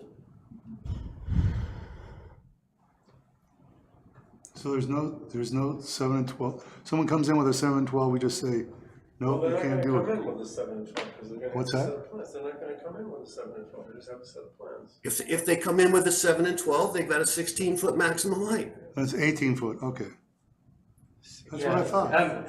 I guess what I'm trying to communicate here is, I think This is a the demonstration of 16-foot Wirecast. maximum height baseline is very limiting, as you can see in this chart. And it only works in number 1. Yeah, so I think that's what I'm trying to communicate here. I think the 16 feet should be bumped up. Yeah, and I agree. Okay, well, that's a new question it's really kind of coming up for the first time. So we got to wrap up here in about 10 minutes Yeah. because there's Yeah, other I people coming in. understand that. So to clarify then, This so is to a accommodate demonstration of what's in this Wirecast. table, all right, if we set the maximum at, at 17, we accommodate everything on that table? Or make sure I read it No, right. I think it has to be 18. 18, all right, we set the maximum at 18 to accommodate everything on Maximum that. or minimum? The maximum height at 18, Baseline, yeah. baseline, that's the starting point, right? That accommodates everything on that table with the. We don't have to accommodate everything on the table. This is a demonstration You're only of going to Wirecast. accommodate the 8, 12 Russ, hold for a minute, right? Let us finish talking through the options here. I understand you say we don't have to accommodate, but let us finish talking through because that tells us the implication of some of these choices. So if we did that, people could come in with anything up to that and have designs, not exactly these designs, they could also come in with similar designs, right? Essentially, we're saying that's okay. This is a demonstration of Things that look Wirecast. like that are okay with this pre-approved. Now, do I understand, Tom, that you were looking to limit that, you feeling 18 is too high, or as a maximum, you'd like to limit that to something lower? Maximum or minimum? Maximum height. There's no minimum. There's no minimum. Sorry, yes, maximum. I find it too high. You find the maximum of 18 to be too high? Okay. Yes. This is a demonstration. And on of this table, Wirecast. the larger footprint plan that I think is like a required menu of pre-approved plans, is that correct? Or the square footages, I mean? Well, this is what you gave us. Those are according to our. Okay, so let me say this in this, the 17-foot height then would accommodate the larger plans at 6 and 12. Yes. So you would be okay with the 17-foot maximum? Yes. Okay, and then you go up from there based on the pitch, demonstration of essentially a pitch Wirecast. bonus? Yes. Okay. Because that way, at a reduced height that's minimally impactful to neighborhoods, that's also right. Our minimum roof pitch, a larger footprint unit will fit. Okay, so I think we're agreed. So 17-foot maximum is the base with, and Jim, you haven't chimed in here. No, I'm with that. 17-foot maximum base with, I'm seeing on that table, I think I'm seeing like 19 feet would accommodate everything on that table at the 8 and 12, right? Not for the 9-foot. All right, 20, all right. Oh, wait a minute, 9 foot what? 20 for a 9-foot top plate. All right, I think we're coming, all right. So we say 17 foot is the base, 20 foot Demonstration of Wirecast. at the 8 and 12 bonus. Any further, do you want to allow any No, further? because we don't need to allow for the 9-1 top plate. And so that's it. Ministerial. That's off the table, right? So that we just have that one bonus, and we 8 still. and 12 are steeper. Yeah. And then we have the slope bonus as you presented it. We're not 18 feet. This is a demonstration of Wirecast. I would rather not talk about the. Yeah. Let's Try try to again. get- We're accommodating that at the 6 and 12. And that's- 17 feet. Yes. It does, and if it fits, you can select it as an option. Well, we don't know if we're gonna be able to get that in the contract, but yeah.